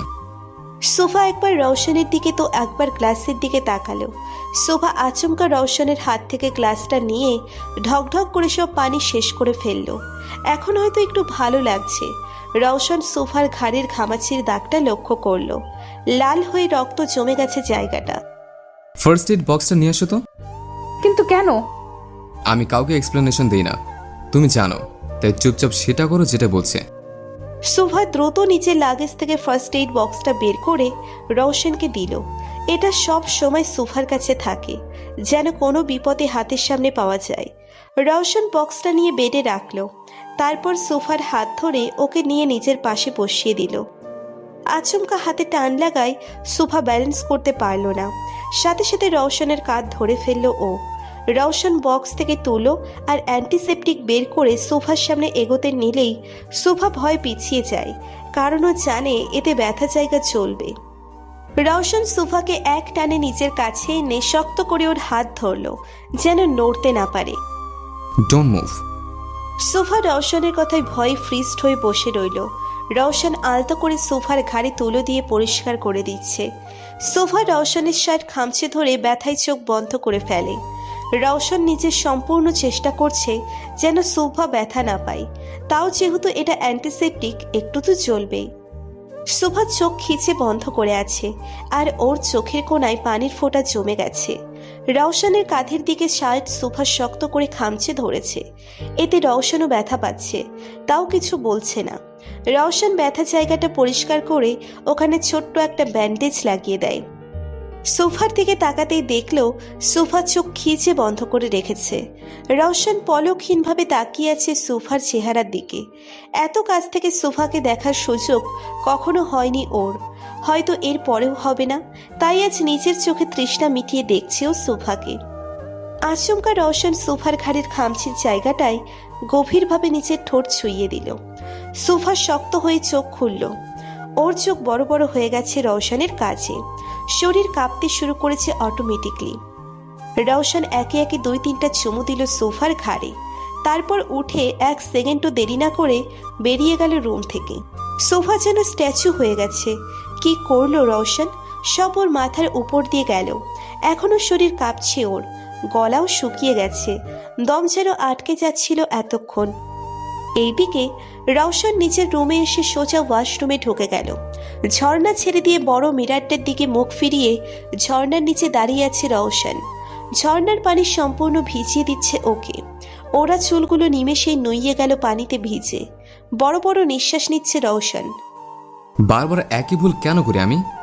ওর থেকে নিজেকে দূরে রাখতে চাই, অথচ নিজে ওর এত কাছে চলে যাই কেন? ওয়াই? কেন নিজের আবেগে নিয়ন্ত্রণ নেই আমার? আমি রওশন রায়জাদা, আমার কোনো দুর্বলতা নেই, তাও কেন ওকে নিজের দুর্বলতা বানিয়ে নিলাম? রওশন শাওয়ারের নিচে হাঁটু কেড়ে বসে পড়ল। আমি এমন একটা গোলক ধাঁধে আছে, না তোমাকে কাছে টানতে পারছে আর না দূর সরাতে পারছে। রওশন চোখ বন্ধ করে ফেলল। সোফার চেহারা ভেসে উঠছে ওর চোখে। রওশন চোখ খুলে নিজের শার্টের পকেটে হাত দিয়ে একটা ঝুমকা বের করলো। সিলভার কালারের মধ্যে বড় সাদা পাথরের ঝুমকো। রওশন ঝুমকোটাকে নিজের সামনে ধরে বলতে শুরু করলো, আমাদের গল্পটা তো অনেক আগেই শুরু হয়েছিল, কিন্তু আফসোস আমি এই গল্পটা শেষ নিজের মতো করে করতে পারবো না। তোমার হৃদয়ে আমি থাকি বা না থাকি শোভা, আমার হৃদয়ের সবটা জুড়ে শুধু তুমিই ছিলে, আর আছো, আর থাকবে। রওশন চোখ বন্ধ করে ঝুমকোটায় নিজের ঠোঁট ছোঁয়ালো। এইদিকে সোফা নিচে রুমের জানালার বাইরে তাকিয়ে আছে। রওশনকে কেন ওর কাছে ভিন্ন লাগে তাই আজও বুঝতে পারল না সোফা। রওশনের ওর কাছে আসলে যে অনুভূতিটাই হয়, কেন সেটা আভির সময় হয় না ভেবে পাচ্ছে না ও। আমি কেন দ্বিধায় পড়ে যাচ্ছি? কি এমন কানেকশন আছে আমার আর রওশনের মধ্যে যা আমাকে ওনার দিকে এতটা টানে? আমি নতুন করে কাউকে ভালোবাসতে চাই না কাউকে নিজের জীবনে, তবুও কেন এই অনুভূতি? পরদিন নেক্সট রাউন্ড হলো ফাইনাল রাউন্ড। এই রাউন্ডে সবাই নিজেদের ডিজাইন করা ড্রেস এবং জুয়েলারি পরে এক্সিবিশনে পার্টিসিপেট করবে। জাহিদকে কম্পিটিশন থেকে আউট করে দেওয়া হয়েছে, তাই সোফা আর রিশা সহ মোট 4 জন কম্পিটিটর আছে। সবাইকে ট্রাইং রুমে নিজেদের প্রিপারেশন করার জন্য সময় দেওয়া হয়েছে। সোফা নিজের ডিজাইন করা ড্রেস ভালো করে চেক করে নিজের কাবার্ডে রেখে দিয়েছে। সন্ধ্যার পর কম্পিটিশন, তাই এখন বসে ও অফিসের কিছু কাগজপত্র চেক করছে। কালো শার্ট, ব্লু ব্লেজার, কালো প্যান্ট, হাতে কালো বেল্টের ঘড়ি, কালো শুজ, চুলগুলো জেল দিয়ে সেট করে রেডি হয়ে নিজেকে আয়নায় দেখে নিচ্ছে রওশন। সব ঠিক আছে, শুধু একটা জিনিস মিসিং। রওশন একটা কালো আর ব্লু কম্বিনেশনের টাই বের করে সুন্দর করে সেটা পরে ফেলল। Now it's perfect. Roshan bed থেকে ওর ফাইলগুলো নিয়ে বের হয়ে গেল সেটের উদ্দেশ্যে। সোফা নিচে সব জিনিসপত্র গুছিয়ে নিয়েছে রেডি হওয়ার জন্য, কিন্তু কিছু একটা মিসিং লাগছে ওর কাছে। আরে ইয়াররিং তো আমার রুমেই রয়ে গিয়েছে। কম্পিটিশন শুরু হতে সময় আছে, গিয়ে নিয়ে আসি। সোফা ওর ক্যাবিনেট থেকে বেরিয়ে যায়। সোফা বের হতেই রিশা আড়াল থেকে বেরিয়ে সোফার ক্যাবিনেটে ঢুকে পড়ে। সোফার ড্রেস সোফার উপরে রাখা। রিশা গিয়ে সোফার ড্রেস নিজের হাতে তুলে নেয়। আমাকে হারিয়ে কম্পিটিশন জেতার অনেক শখ তোমার, তাই না শুভা? আজকে তোমার এমন হাল হবে যে কম্পিটিশন তো দূরে থাক, কাউকে নিজের মুখ দেখানোর লায়ক থাকবে না তুমি। রিশা একটা ব্লেন্ড দিয়ে সোফার গাউনের চেনের কিনারের সুতোগুলো তুলে দেয়, যেন গাউন পরার পর ওর গাউনের চেন খুলে যায়। কাজ শেষ হতেই সোফার ড্রেস জায়গা মতো রেখে রুম থেকে বেরিয়ে যায় রিশা। সোফা রুমে আসতেই দেখে ওর ক্যাবিনেটের দরজা খোলা। কেমন একটা খটকা লেগে যায় ওর। তারপরেও ব্যাপারটা গ্রাহ্য না করে সোফা রেডি হতে শুরু করে। কিছুক্ষণ পরে নীল রঙের স্লিভলেস হাতার গাউন অসম্ভব সুন্দর করে ডিজাইন করেছে সোফা। গাউনের সামনের দিকে সাদা নেটের কোটি সিস্টেম। গাউনটা পুরো ফ্রোজেনের এলসার গাউনের মতো দেখতে, কিন্তু এতে কিছুটা ইউনিক ডিজাইন দিয়েছে সোফা। ড্রেসের সাথে ম্যাচিং করে গলার স্টোনের পেন্ডেন্ট আর ইয়াররিং ডিজাইন করা হয়েছে। চুলগুলো পাফ করে নিচের দিকে কার্ল করে এক সাইডে এনে চুলে স্টোনের স্টার ক্লিপ লাগিয়েছে। সব মিলিয়ে সোফাকে পুরো প্রিন্সেসের মতো লাগছে। সোফা আর বাকি সব কন্টেস্টেন্ট স্টেজের সামনে এসে দাঁড়িয়েছে। সোফাকে দেখে সবাই হা হয়ে গেছে। সবচেয়ে ইউনিক ডিজাইন তৈরি করেছে Sofa. Wow Subha, you rock. আজকে হয়তো হেরে যাওয়া নিশ্চিত আমাদের। তুমি বেশিই বলে ফেলছো মিতু, তোমার ডিজাইনও সুন্দর হয়েছে। সোফাকে আর চোখে দেখছে রিশা আর মনে মনে ভাবছে, হেসে নাও শুভা, হয়তো আজকের পর থেকে হাসতে ভুলে যাবে তুমি। ও মাই গড, মিস্টার রায়জাদা। মিতুর কথায় সোফা পেছনে ঘুরল। রওশনকে দেখে মুখ অটোমেটিক্যালি হা হয়ে গেল ওর। রওশন অয়নকে কিছু বোঝাতে বোঝাতে হেঁটে ভেতরে আসছে। সবাই ড্যাব ড্যাব করে তাকিয়ে আছে রওশনের দিকে। আশেপাশে সবাই হা হয়ে দেখছে রওশনকে। এমনিতেই ও সবার ক্রাশ, তার উপর আজকে ওর লোক দেখে সবাই আরো ফিদা হয়ে গেছে। রওশন সামনে তাকাতেই সোফাকে দেখে থমকে গেল ও। ওর হার্টবিট দ্রুত হয়ে গেছে, চোখের পলক পড়ছে না। সোফাকে কোনো প্রিন্সেসের থেকে কম লাগছে না আজকে। রওশনকে এভাবে নিচের দিকে তাকিয়ে থাকতে দেখে সোফা কিছুটা লজ্জা পেয়ে নিচের মাথা নিচু করে ফেলে। স্যার। অয়নের ডাকে ঘোর কাটল রওশনের। রওশন সোফার থেকে চোখ সরিয়ে বলে, বলো। স্যার, সবাই অপেক্ষা করছে, যাবেন না? হ্যাঁ চলো। রওশন সোফার দিকে এক পলক তাকিয়ে স্টেজের দিকে চলে গেল। আনিকা আর বাকি সবার সাথে হাত মিলিয়ে নিচের চেয়ারে বসে পড়ল ও। কম্পিটিশন শুরু হয়ে যায়। সব লাইট অফ হয়ে স্টেজের কালার লাইট জ্বলে ওঠে। সব কম্পিটিটর এক এক করে সামনে আসে। সর্বশেষে আসে সোফা। ওর কিছুটা নার্ভাস লাগছে, তা ওর চেহারা দেখেই বোঝা যাচ্ছে। রওশন গভীরভাবে পর্যবেক্ষণ করছে সোফাকে। সব চিপরা এটা সেটা প্রশ্ন করছে ওদেরকে। সোফা অনেক সুন্দরভাবে সব প্রশ্নের উত্তর দিচ্ছে। হঠাৎ করে ওর অনুভূতি হচ্ছে যে ওর গাউনটা নিচে সরে আসছে, হয়তো চেইন ধীরে ধীরে ছুটে যাচ্ছে। ভয়ে সোফার হার্ট কেঁপে উঠছে। নিচের ড্রেস শক্ত করে মোট করে ধরে সোফা। রওশন ভালোভাবেই সোফার রিয়াকশন নোটিস করছে। ও বুঝে উঠতে পারছে না সোফার হঠাৎ ভয় পাওয়ার কারণ। রওশন, আমার ড্রেসে। রওশন সোফার পিঠের দিকে তাকাতেই দেখল ড্রেসের চেনের কিছু অংশ ছুটে যাচ্ছে, যার কারণে গাউনটা শরীর থেকে নিচে নেমে আসছে। রওশন নিচের চোখ সরিয়ে নেয়, তারপর সোফাকে সরিয়ে নিচের কোট খুলে ওর গায়ে জড়িয়ে দিয়ে গম্ভীরভাবে বলে, গিয়ে চেঞ্জ করে আসো ফার্স্ট। কিন্তু কম্পিটিশন। এত কিছু ভাবতে হবে না তোমাকে, I will manage, go. Sofa রওশনের কথা মতো নিচের ট্রায়াল রুমে চলে গেল। রওশনের চোখ যায় সোফার রুমের বাইরের সিসি ক্যামেরার দিকে। রওশন কাউকে কল করে কথা বলতে শুরু করে। কম্পিটিশন কিছু সময়ের জন্য থামিয়ে দিয়েছে রওশন। সবাইকে বলা হয়েছে কিছু টেকনিক্যাল প্রবলেমের জন্য 1 ঘন্টার জন্য ফাংশন অফ থাকবে। এই 1 ঘন্টায় সোফার অপরাধীকে খুঁজে উপযুক্ত শাস্তি দিতে হবে রওশনের। কয়েক ঘন্টা পরে কম্পিটিশন আবার স্টার্ট করা হয়েছে। সব কম্পিটিটর আবার আগের মতো যার যার জায়গায় দাঁড়িয়ে আছে। সোফা সেম ডিজাইনের ড্রেস পরেছে। কম্পিটিশনের রুল যে কোনো ডিজাইন তৈরি করলে 2টো করতে হবে, যেন পরবর্তীতে কোনো সমস্যা হলে কাজে লাগানো যায়। আজকে রুলটা সোফাকে বাঁচিয়ে দিল। রিশা সোফার দিকে আর চোখে তাকাচ্ছে আর রাগে ফুঁসছে।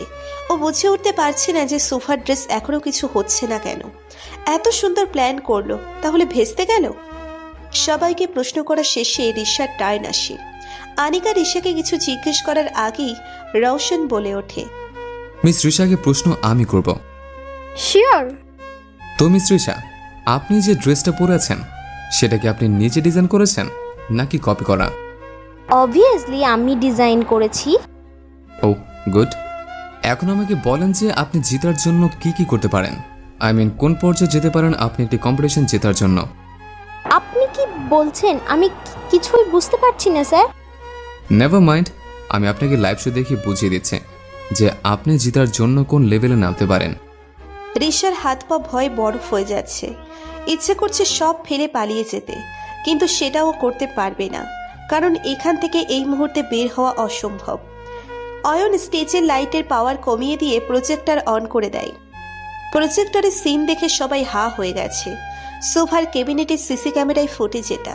শোভা বেরিয়ে যেতে রিশা কিভাবে শোভার ড্রেস নষ্ট করেছে সব দেখানো হচ্ছে। সব ক্যাবিনেটে সিসি ক্যামেরা ফিট করা, যেন যে কোনো সমস্যার দ্রুত সমাধান করা যেতে পারে। আজকে ক্যামেরাটা থাকার কারণে সবাই আসল কালপ্রিটকে শনাক্ত করতে পারল। শোভা ঘৃণা ভরা চোখে তাকালো রিশার দিকে। ও ভাবতে পারেনি রিশা এতটা নিচে নামতে পারে। হিংসা মানুষকে কতটা নিম্ন স্তরে নামিয়ে দেয় তার জলজ্যান্ত প্রমাণ হচ্ছে রিশা। সবাই কানাকানি করছে। রিশা লজ্জা আর ভয়ে মাথা নিচু করে আছে। ভিডিও শেষ হতেই প্রজেক্টর অফ হয়ে যায়। সাথে সাথে সবাই চুপ করে যায়। ছি রিশা, তোমার লজ্জা হওয়া উচিত নিজের কাজে। একজন মেয়ে হয়ে অন্য একজন মেয়ের সাথে এমনটা করতে তোমার বিবেকে বাঁধলো না? পুলিশের নাম শুনে ভয়ে কেঁপে ওঠে রিশা। মাথা নিচু করে কান্না করছে ও। রিশাকে কি শাস্তি দেওয়া হবে সেটা শোভা ডিসাইড করবে। রওশনের কথায় শোভা অবাক চোখে তাকালো রওশনের দিকে। আমি যেহেতু ও তোমার কালপ্রিট, তাই ওকে শাস্তি দেওয়ার অধিকারও তোমার। রওশনের কথায় রিশা আরো ভয় পেয়ে যায়। না জানি শোভা ওকে কি শাস্তি দেয়। আমি ওকে কি শাস্তি দেব? ঠিক আছে, তোমাকে কিছু করতে হবে না, যা করার আমিই করব, যেহেতু এটা আমার কোম্পানির ব্যাপার। শোভা রওশনের চাহনিতে ভয় পেয়ে যায়। ভয় ঢোকিয়েছে শোভা। ওর গলা শুকিয়ে যাচ্ছে। না জানি রওশন ওকেই শাস্তি দিয়ে বসে। ইন্সপেক্টর, কয়েকজন পুলিশ আসে সেটে। রওশন তাদের উদ্দেশ্য করে বলে, নিয়ে যান একে, এর ব্যবস্থা আমি পরে করছি। I am really sorry sir, এরকম ভুল আর কখনো হবে না। শুভা, আই এম সরি দোস্ত, প্লিজ এদের থামা। আমি তো তোর বন্ধু হই, তুই আমার সাথে এমনটা করতে পারিস না, প্লিজ স্টপ দেম। শোভার ইচ্ছে করছে রিশাকে পুলিশ থেকে ছাড়িয়ে দিতে, কিন্তু রওশনের অগ্নিদৃষ্টির দিকে তাকিয়ে সব সাহস হাওয়া হয়ে যায় ওর। রওশনের চোখ এতটা লাল হয়ে আছে যেন এখানেই ও রিশাকে মর্গানে পাঠিয়ে দেবে। রওশন রাজাদার ডিকশনারিতে ক্ষমা বলতে কোনো শব্দ নেই, নিয়ে যান ওকে। রিশাকে নিয়ে যাওয়া হলো। রিশাকে নিয়ে যেতেই কম্পিটিশন আবার শুরু করা হয়। যেহেতু সোফার ডিজাইন সবচেয়ে ভালো ছিল, ওকেই প্রাইজ দেওয়া হয়। কিন্তু এই মুহূর্তে সোফার কম্পিটিশন জেতার খুশির থেকে বেশি রওশনকে নিয়ে ভয় হচ্ছে। আল্লাহ জানে ওর কপালে কি আছে। রওশন যে পরিমাণ রেগে আছে ওর উপর। সবাই সোফাকে শুভেচ্ছা দিচ্ছে, কিন্তু সোফার চোখ আশেপাশে শুধু রওশনকে খুঁজছে। সবাইকে সাইড করে সোফা রওশনকে খুঁজতে বেরিয়ে যায়। পুরো হল খুঁজেও রওশনকে পেল না ও। সোফা ভাবছে হয়তো রওশন ওর রুমে আছে, তাই সোফা রওশনের রুমে চলে আসে। রওশনের রুমের বাইরে দাঁড়িয়ে আছে সোফা। বুকে থুতু দিয়ে দরজা নক করলো ও। 2-3 বার দরজা নক করার পর কেউ দরজা খুলল আর আচমকা সোফার হাত টেনে ভেতরে নিয়ে গিয়ে দরজা লক করে দিল। সোফা কিছু বুঝে ওঠার আগেই রওশন সোফার ঠোঁট নিচের ঠোঁটে বসিয়ে দেয়। সোফা চোখ বড় বড় করে তাকালো রওশনের দিকে। এমনটা হবে ও কিছুতেই আশা করেনি। রওশন সোফার কোমর জড়িয়ে ওকে নিজের সাথে মিশিয়ে নেয়। সোফা চাইতেও রওশনকে দূরে সরাতে পারছে না। কোথাও একটা বাধা পড়ছে ও। রওশন সোফাকে ছেড়ে ওর কপালের সাথে কপাল ঠেকিয়ে নাকে নাক লাগিয়ে জোরে জোরে নিঃশ্বাস নিচ্ছে। সোফা এখনো ফ্রিজড হয়ে আছে। ওর জন্য এটা ওর ফার্স্ট কিস, তাও রওশনকে। সোফার তো স্ট্রোক করার অবস্থা। এই রওশন রায়জাদা আমার ফার্স্ট কিস নিয়ে নিল। রওশন চোখ খুলে সোফার দিকে অগ্নি দৃষ্টিতে তাকিয়ে বলতে শুরু করলো, কেন রাগ তুলো তুমি? হ্যাঁ, যখন বলেছিলাম ঋষাকে নিজের মতো করে শাস্তি দিতে, তখন কেন নিজের পা পিছিয়ে নিলে? তোমার উচিত ছিল ওকে সবার সামনে ঠাটিয়ে কয়েকটা চর মারার। ও যেটা করেছে সেটা ক্ষমার অযোগ্য অপরাধ। যদি আমি সময় মতো কিছু না করতাম তাহলে কি হতো? Do you have any idea? রওশনের চিল্লানোতে সোফার প্রাণ পাখি উড়ে যাওয়ার উপক্রম। বেচারি কাছুমাছু হয়ে সরে যেতে নিলেই রওশন ওর হাত ধরে নিচের কাছে টেনে নেয়। রওশনের মুখ একদম সোফার কাছাকাছি, এতটা কাছে যে সোফা আর রওশন দুজনের নিঃশ্বাস একে অপরের মুখে আছড়ে পড়ছে। সোফার তো ভয়ে গলা শুকিয়ে আসছে। বেচারি পারে না এখনই কেঁদে দেয়, কিন্তু রওশনের রক্তিম চোখ দেখে কান্না করতেও ভয় পাচ্ছে ও। তুমি কেন বুঝো না শোভা? সবাই তোমার মতো না। আমাদের আশেপাশের মানুষ নিজেদের স্বার্থ সিদ্ধির জন্য আমাদের ক্ষতি করতে দ্বিধাবোধ করে না। আজকে তুমি নিজে তার প্রমাণ পেয়ে গেছ। সোফা নিজের মাথা নিচু করে ফেলল। কি বলবে ও? আসলেই তো ওর নিজের বন্ধু একটা সামান্য কম্পিটিশন জেতার জন্য ওর সাথে এরম বাজে বাজ করেছে। সোফার কোনো জবাব না পেয়ে রওশন ওকে ছেড়ে দূরে সরে দাঁড়ালো। রওশন সরে যেতেই সোফা যেন হাঁপ ছেড়ে বাঁচল। এতক্ষণ মনে হচ্ছিল যেন ওর দম বন্ধ হয়ে আসছে। রওশন বাম হাতের 2 আঙ্গুল দিয়ে কপালের সাইড ঘষছে, হয়তো নিজের রাগ কন্ট্রোল করার চেষ্টা করছে। সোফা আর চোখে রওশনের দিকে তাকিয়ে মনে মনে বলতে শুরু করে, যান বাঁচাতে হলে মানে কেটে পড় এখান থেকে সুভা। এই রওশন রায়জাদা আজকে নিশ্চয়ই পাগল হয়ে গেছে, আর এখন তোকেও পাগল করে পাবনা পাঠানোর ব্যবস্থা করছে। আমি কি তোমাকে যেতে বলেছি? না না তাহলে যাচ্ছ কেন? না মানে আমি আমার রুমে। রওশন ওর বেডে বসে সোফাকে বলে, কাম হিয়ার। কি? সামনে আসতে বলেছে, পিছনে যেতে না। রওশনের ধমক শুনে সোফা এক ঝটকায় রওশনের সামনে এসে দাঁড়ায়। বসো। সোফা বাধ্য মেয়ের মতো রওশনের পাশে বসে পড়ল, কিন্তু একটু ডিস্টেন্স রেখে। রওশন আচমকা সোফার কোলে মাথা রেখে শুয়ে পড়ল। সোফা তো ফুল শকড রওশনের কাজে। মাথাটা টিপে দাও, আমি ঘুমাবো। কি? কি না, জি, ডু ইট ফার্স্ট। তোমার কারণে মাথা ব্যথা উঠেছে, তাই ব্যথা দূর করার দায়িত্ব তোমার। সোফার তো পুরো শরীর কাঁপছে। রওশন ওর কোলে মুখ গুজে চোখ বন্ধ করে আছে। একে তো আমার কোলে মাথা রেখে শুয়ে আছে, তার উপর বলছে মাথা টিপে দিতে। মগের মূল্য পেয়েছে নাকি? ইচ্ছে করছে মাথা না গলা টিপে দিই। আমি কিছু বলেছি? সোফা ভয় ভয় রওশনের মাথায় হাত রেখে আলতো করে টিপে দিতে লাগলো। রওশন সোফার কোমর জড়িয়ে ধরে আরো গভীরভাবে ওর কোলে মুখ গুজে দিল। সোফার হার্ট বেরিয়ে যাওয়ার উপক্রম, হাতও থরথর করে কাঁপছে ওর। আমি ঘুমিয়ে পড়লেও আমার পারমিশন ছাড়া রুম থেকে বের হবে না। হ্যাঁ। গুড গার্ল, এখন সুন্দর করে আমার মাথাটা টিপে দাও। দিচ্ছি তো।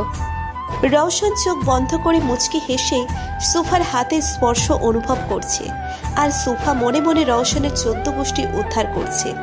কিছুক্ষণ বাদে সোফা খেয়াল করলো রওশনের কোনো রেসপন্স আসছে না, হয়তো ঘুমিয়ে পড়েছে তাই। সোফা খুব সাবধানে পাশ থেকে একটা বালিশ নিয়ে রওশনের মাথার নিচে রেখে দিয়ে নিচে উঠে পড়ল। তারপর রওশনের উপর ব্ল্যাঙ্কেট টেনে দিল ভালো করে। হঠাৎ সোফার চোখ যায় রওশনের উপর। রওশনের ঠোঁটের কিনারায় লিপস্টিক লেগে আছে। সোফা হেসে দেয় রওশনকে দেখে। তারপর টেবিল থেকে টিস্যু নিয়ে ওর পাশে বসে পড়ল সোফা। খুব যত্ন সহকারে রওশনের ঠোঁট থেকে লিপস্টিক তুলে দিচ্ছে ও।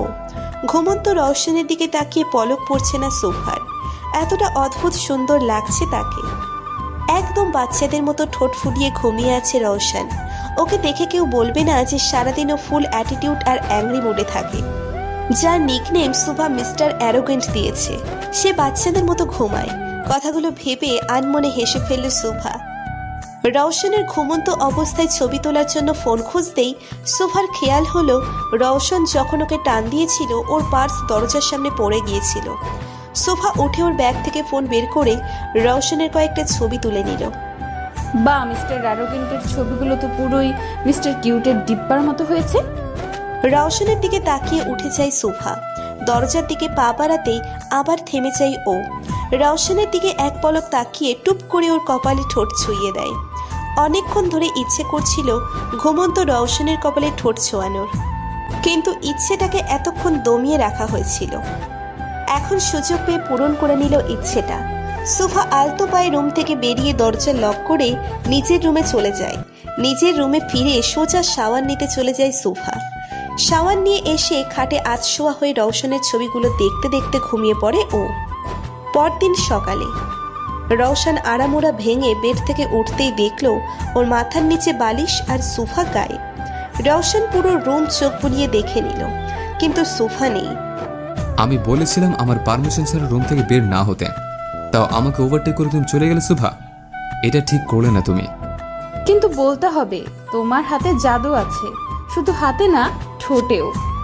রওশন উঠে ড্রেসিং টেবিলের সামনে থেকে ওর শ্যাম্পুর বোতল নিতে গিয়ে ওর চোখ আয়নায় যায়। আয়নায় নিজেকে দেখে চোখ বড় বড় হয়ে যায় রওশনের। ওর কপালে লিপস্টিক দিয়ে ঠোঁটের চিহ্ন হয়ে আছে। বাহ সুভা, তুমি তো দেখি আমার থেকে ফার্স্ট। আমাকে ঘুমন্ত পেয়ে আর কি কি করেছো? রিসেপশনে জিজ্ঞেস করার পর রওশন জানতে পারে সোফা সকাল সকাল ফিরে গিয়েছে। অয়নকে দিয়ে ইনফরমেশন নেওয়ার পর অয়ন বলল সোফা হোটেল থেকে ডাইরেক্ট ওর এনজিওতে গিয়েছে। রওশন দেরি না করে গাড়ি নিয়ে সোফার এনজিও এর উদ্দেশ্যে বেরিয়ে যায়। রওশন সামনের সুপার মার্কেট থেকে বাচ্চাদের জন্য চকলেট আর কিছু টয়স নিয়ে নেয়। এনজিওতে পৌঁছেই রওশন ওর গাড়ি পার্ক করে ওয়াচম্যানকে নিয়ে সব জিনিস ভেতরে পাঠায়। এনজিও এর কেয়ারটেকার থেকে রওশন জানতে পারল যে সোফা পেছনের লনে বাচ্চাদের সাথে খেলা করছে। কানামাছি খেলছে সোফা বাচ্চাদের সাথে। ওর চোখ কাপড় দিয়ে বাঁধা আর বাচ্চারা আশেপাশে ছড়িয়ে ছিটিয়ে আছে। সবার চেহারায় হাসি। সোফা বাচ্চাদের ধরার চেষ্টা করতেই তারা সরে যাচ্ছে। রওশন বাগানে এসে দেখে সোফা বাচ্চাদের সাথে খেলা করছে। সোফার চোখে পট্টি বাঁধা, ঠোঁটে হাসি আর চুলগুলো এলোমেলোভাবে উড়ছে।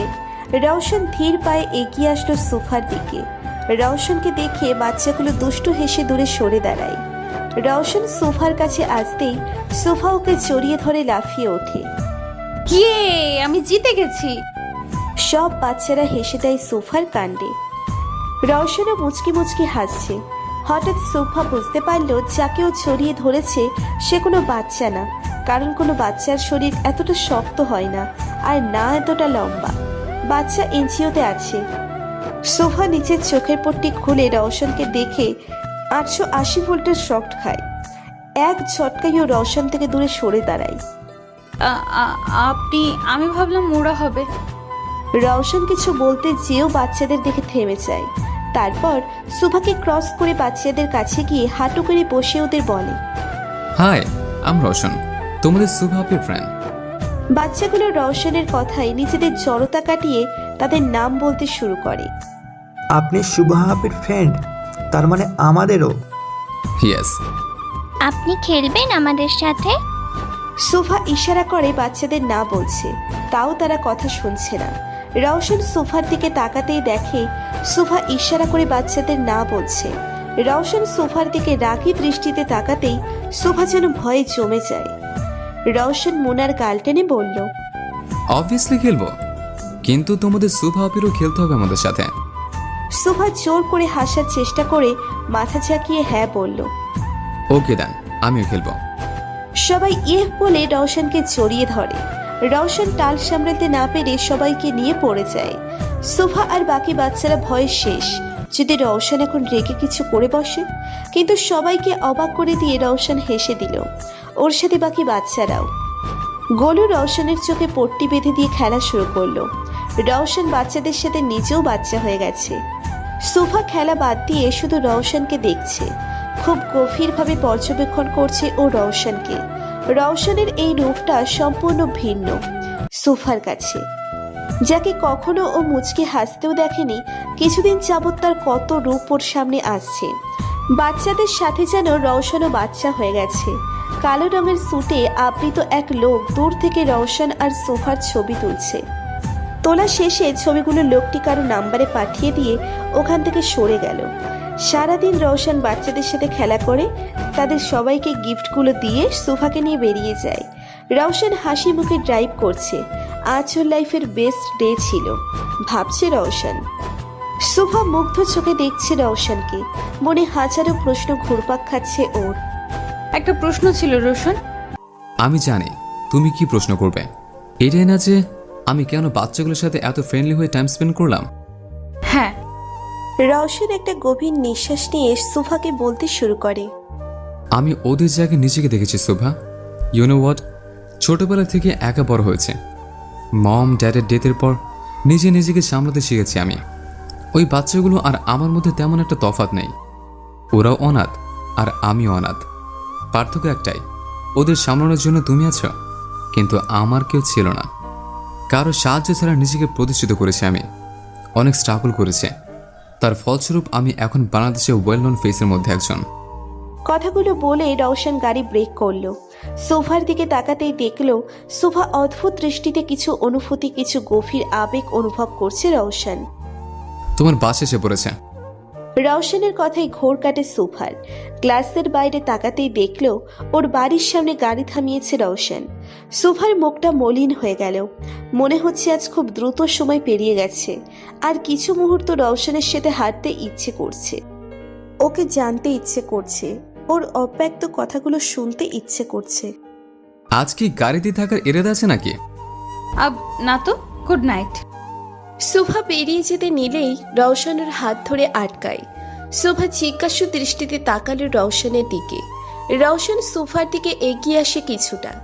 রওশনকে নিচের দিকে এগিয়ে আসতেই শুভার চোখ বড় বড় হয়ে গেল, আর হার্টবিটও ফাস্ট হয়ে গেল। শুভা ভয়ে চোখ খিচে বন্ধ করে ফেলে। হঠাৎ কপালে ঠোঁটের ছোঁয়া পেতেই শুভা চোখ মেলে তাকালো। অবাক দৃষ্টিতে তাকিয়ে আছে শুভা রওশনের দিকে। নাও গো। শুভা এক ঝটকায় গাড়ি থেকে নেমে দ্রুত পায়ে নিজের বাড়িতে ঢুকে যায়। রওশন মুচকি হাসছে সোফার কাছে। রওশনের ফোন বাজতেই ওর চোখ মুখ শক্ত হয়ে যায়। Hello, good job. ওর খাতিরদারি করো, আমি আসছি। রওশন সোফার বাড়ির দিকে এক পলক তাকিয়ে ড্রাইভিং শুরু করলো। একটা লোককে চেয়ারে বসিয়ে বেঁধে রাখা হয়েছে। লোকটির পুরো শরীর ভয়ে কাঁপছে, কারণ সামনেই অপোজিট চেয়ারে রওশন বসে আছে। রওশনের হাতে রিভলভার। রিভলভারটা নিচের কপালে ঠেকিয়ে চেয়ারে হেলান দিয়ে বসে সামনে বসে থাকা লোকটির দিকে তাকিয়ে আছে রওশন। বস, আমাকে ক্ষমা করে দিন প্লিজ, আর এরকম ভুল হবে না। রওশন সোজা হয়ে ঝুঁকে বসে লোকটির দিকে, তারপর কিছুটা শান্ত স্বরে বলতে শুরু করে। তুই যেটা করেছিস সেটা কি আদৌ ক্ষমার যোগ্য? ভুল হয়ে গেছে বস, টাকার লোভে অন্ধ এমনটা করে ফেলেছি। কথাটা বলার সাথে সাথে রওশন লোকটির হাতে গুলি করে দেয়। লোকটি চিৎকার করে ওঠে। পাশের সব লোকেরা ভয়ে কেঁপে ওঠে, আর অয়ন্ত ঘেমে একাকার, বারবার রুমাল দিয়ে নিচের কপাল মুছছে। সব ভুলের ক্ষমা আছে, কিন্তু বেইমানের কোনো ক্ষমা নেই রওশনের কাছে। তুই আমার লোক হয়ে টাকার লোভে আমার শত্রুর সাথে হাত মিলিয়েছিস, আর ভাবছিস আমি তোকে ক্ষমা করে দিব? ইম্পসিবল। যারা পিঠ পিছে প্রহার করে তাদের থেকে ভয়ঙ্কর শত্রু দ্বিতীয় হয় না। তোকে এখন ক্ষমা করে দিলে তুই আবার আমাকে পেছন থেকে আঘাত করবি, আর তা রওশন মেনে নেবে না। কথাগুলো বলেই রওশন লোকটির বুকে গুলি করে, তার বুক ঝাঁঝরা করে ফেলে। রিভলভার থেকে ধোঁয়া উঠছে। এই ধোঁয়া হয়তো রওশনের রাগকে ঠান্ডা করছে। শাহিন। জি স্যার। এই লাশ এমন জায়গায় ফেলে আসো যেখানে শকুনেরা এর দেহ চিরে চিরে খেতে পারে। জি। রওশন নিজের চেকবুকে বড় অঙ্কের টাকা লিখে অয়নের হাতে দিয়ে বলে, এটা এই বিমানের পরিবারের কাছে পৌঁছে দিও, তাদের যেন কোনো কিছু সমস্যা না হয়। জি স্যার। রওশন বেরিয়ে গেল গোডাউন থেকে। অয়ন চেকের দিকে চোখ বড় বড় করে তাকিয়ে বলতে শুরু করে, স্যারের নিয়ম আমি কিছুই বুঝি না। একদিক দিয়ে মারে আর একদিক দিয়ে সাহায্য করে। পরদিন শুভা অফিসের জন্য বেরিয়ে নিচের গাড়িতে উঠতে নেয়। হঠাৎ পেছন থেকে কেউ ওর মুখে রুমাল ধরে, আর শুভা জ্ঞান হারিয়ে ফেলে। কিছুক্ষণ পর শুভার জ্ঞান ফেরে। শুভা চোখ মেলতেই নিজেকে বেডে আবিষ্কার করলো। শুভা এক ঝটকায় উঠে যায় বেড থেকে। আশেপাশে তাকিয়ে জায়গাটা চেনার চেষ্টা করছে শুভা। এটা কার বাসা, আর আমি এখানে আসলাম কিভাবে? হঠাৎ শুভার খেয়াল হলো কেউ ওকে পেছন দিয়ে রুমাল শুকিয়ে দেয়। এরপর কি হয় ওর মনে নেই। দরজা খোলার আওয়াজে শুভা সেদিকে ফিরল। দরজা খুলে কেউ প্রবেশ করছে রুমে। লোকটিকে দেখে শুভা কিছুটা অবাক হলো, আর বুঝতে বাকি রইল না এটা কার কাজ। Good morning baby. আমাকে এভাবে এখানে আনার মানে কি আভি? কুল বেবি, এত হাইপার কেন হচ্ছ? সিটে বসে কথা বলি। তোমার সাথে কথা বলতেও আমার রুচিতে বাধে। আমি এক মুহূর্তও এখানে থাকবো না। শুভা রেগে আভিকে ক্রস করে যেতে নিলেই আভি শুভার হাত টেনে ওকে বেডে ফেলে দেয়। তারপর ওর উপর আধশোয়া হয়ে দাঁতে দাঁত চেপে বলতে শুরু করে, সিরিয়াসলি আমার সাথে কথা বলতে রুচিতে বাধে তোমার? এখন আমাকে আর ভালো লাগে না, তাই না? ও, ভালো লাগবেই বা কি করে? এখন তো তোমার নতুন আশিক ওই রোশনকে ভালো লাগে। আমাকে এখন দেখলেই বিরক্ত লাগবে তোমার কাছে। শুভা আভিকে সরানোর চেষ্টা করছে, কিন্তু আভি 1 ইঞ্চিও নড়ছে না, বরং শুভার হাত বেডের সাথে শক্ত করে ধরে। আবার বলতে শুরু করে, মানছি আমি ভুল করেছি, কিন্তু ভুলটা এত বড়ও ছিল না যতটা তুমি রিয়েক্ট করছো। তোমার হাত ধরলেই তুমি আনকমফর্টেবল ফিল করো। আর যদি বিয়ের আগে তোমার কাছে যাওয়ার চেষ্টা করতাম, গডস নো তুমি কি করতে? তোমার ইচ্ছেকে প্রায়োরিটি দিয়ে আমি সবসময় তোমার থেকে ডিসেন্ট রেখেছি, কিন্তু তুমি সামান্য বিষয় নিয়ে বিয়েটা ভেঙে দিলে। হোয়াই? এসব বিষয় আজকাল কমন শোভা। বিয়ের আগে সবারই কম বেশি অ্যাফেয়ার থাকে, অনেকেই এমন করে। তাহলে আমার বেলাতে তুমি এত রিয়েক্ট করছো কেন? সুভা আফিকে জোরে ধাক্কা দিয়ে উঠে দাঁড়ালো, তারপর চিল্লিয়ে বলতে শুরু করলো। করে, কিন্তু তোমার মতো ক্যারেক্টারলেস ছেলেরা, ভদ্র ফ্যামিলির ছেলেরা এমন হয় না। আফি উঠে সুভার হাত শক্ত করে ধরে সুভা ব্যথায় চিৎকার করে ওঠে। আমি ক্যারেক্টারলেস, অভদ্র? তাহলে ভদ্রকে ওই রোশন তোমার নতুন আসি? মুখ সামলে কথা বলো আভি। বাহ, রোশনের জন্য এত মায়া যে ওর বিরুদ্ধে কিছু শুনতেই পারো না। গুড। কি এমন জাদু করলো রোশন যা এত বছর আমি করতে পারিনি? বলো না। আভি লাগছে আমার, ছাড়ো। আজকে পর থেকে তোমার চিন্তা ভাবনা সব আমাকে ঘিরে হবে। তোমার উপর শুধু আমার অধিকার, শুভা। আর এই অধিকার আজ আমি আদায় করেই ছাড়বো। মানে? মানেটা খুব সিম্পল। আজকে আমাদের বিয়ে। আজকের পর থেকে তুমি শোভা আভি রায়জাদার হয়ে যাবে বেবি। আমাদের মাঝে কোনো তৃতীয় ব্যক্তি প্রবেশ হবে না, না কোনো রিশা আর না কোনো রৌশন। কখনোই না। আমি তোমাকে বিয়ে করব না। আমার হাত ছাড়ো, আমি বাসায় যাব। আমি জানতাম সোজা আঙ্গুলে ঘি উঠবে না, তাই আঙ্গুল আমি আগে থেকেই বাঁকা করে রেখেছি। আফি নিজের ফোন বের করে একটা ভিডিও ফুটেজ দেখায় সুফাকে। সুফা ছো মেরে ফোনটা নিয়ে ভিডিওটা দেখে। গোলুকে একটা চেয়ারে বেঁধে রাখা হয়েছে আর ও কান্না করছে আর সুফাকে ডাকছে। অনাথ আশ্রমে গোলুর প্রতি সুফা সবচেয়ে বেশি দুর্বল, আর এই দুর্বলতার সুযোগ নিচ্ছে আফি। আভি ও বাচ্চা মানুষ, ওকে এভাবে বেঁধে রেখেছে কেন? ও ভয় পাচ্ছে, কান্না করছে। দেখো প্লিজ, তোমার মানুষদের বলো ওকে ছেড়ে দিতে। আফি সুফার হাত থেকে ছো মেরে ফোনটা নিয়ে নিজের পকেটে রেখে বলতে শুরু করে।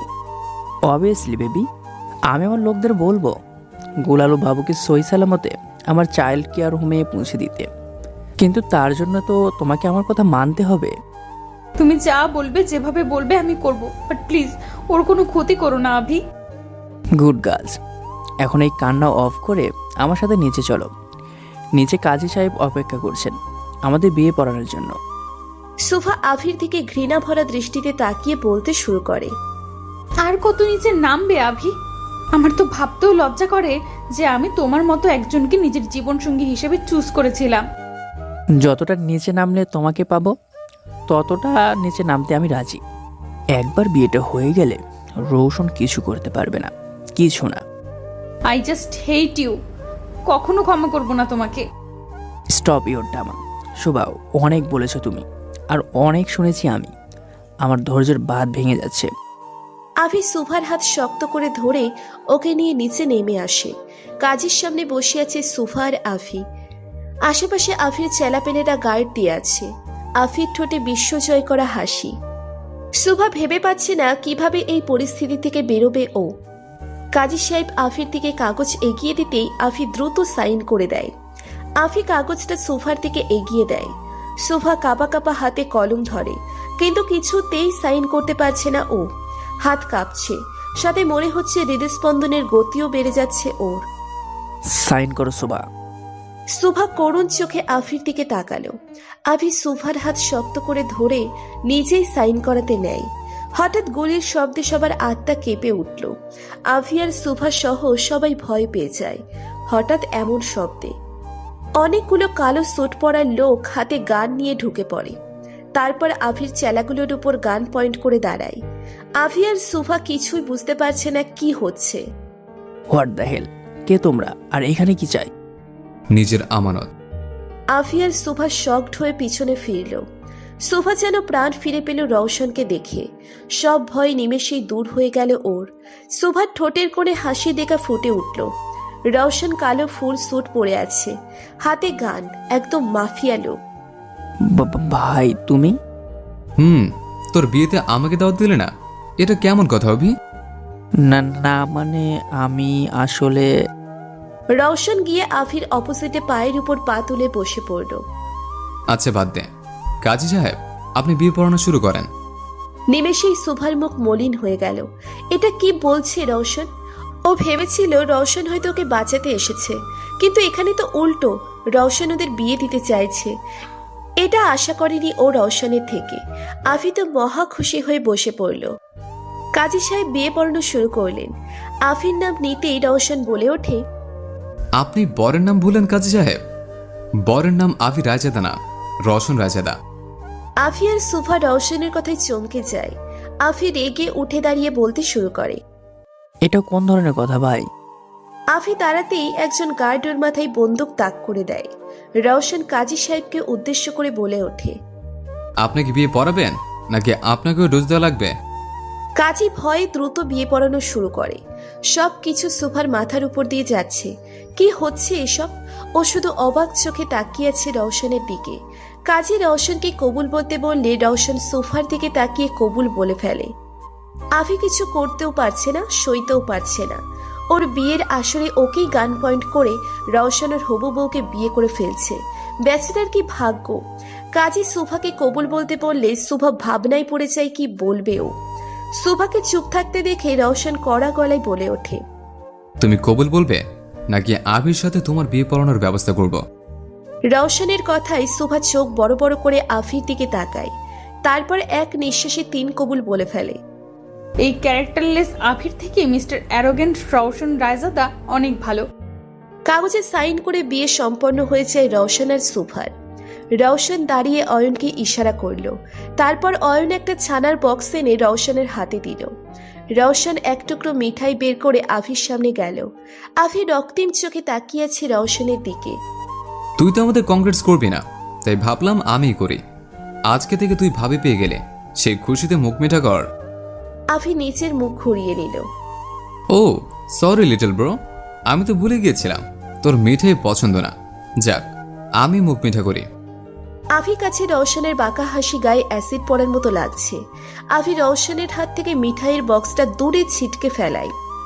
এটা কি করলে আভি? তোর ভাবি তো এখনো মুখ মিঠা করলো না। আফি রাগে ফুঁসছে। রওশন সোফার হাত ধরে নিচের কাছে টেনে আনে। তারপর ওকে বলে, জান, তোমার ছান অনেক পছন্দ তাই না? কিন্তু দেখো, তোমার প্রাণপ্রিয় দেবর তো সব ফেলে দিল।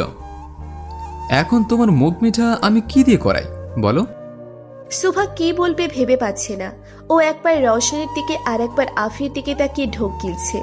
রওশন কিছুক্ষণ ভেবে আচমকা বলে ওঠে, বয়স, সবাই নিজের চোখ বন্ধ করো। রওশনের গার্ডসরা চোখ বন্ধ করে ফেলে। রওশন কাজী সাহেবের দিকে ভ্রু কুচকে তাকিয়ে বলে, আপনাকে কি আলাদাভাবে নিমন্ত্রণ দিয়ে বলতে হবে? কাজী ভয়ে দ্রুত নিজের চোখ ঢেকে ফেলে। সোফা আর আফি বোঝার চেষ্টা করছে রওশন কি করতে চাইছে।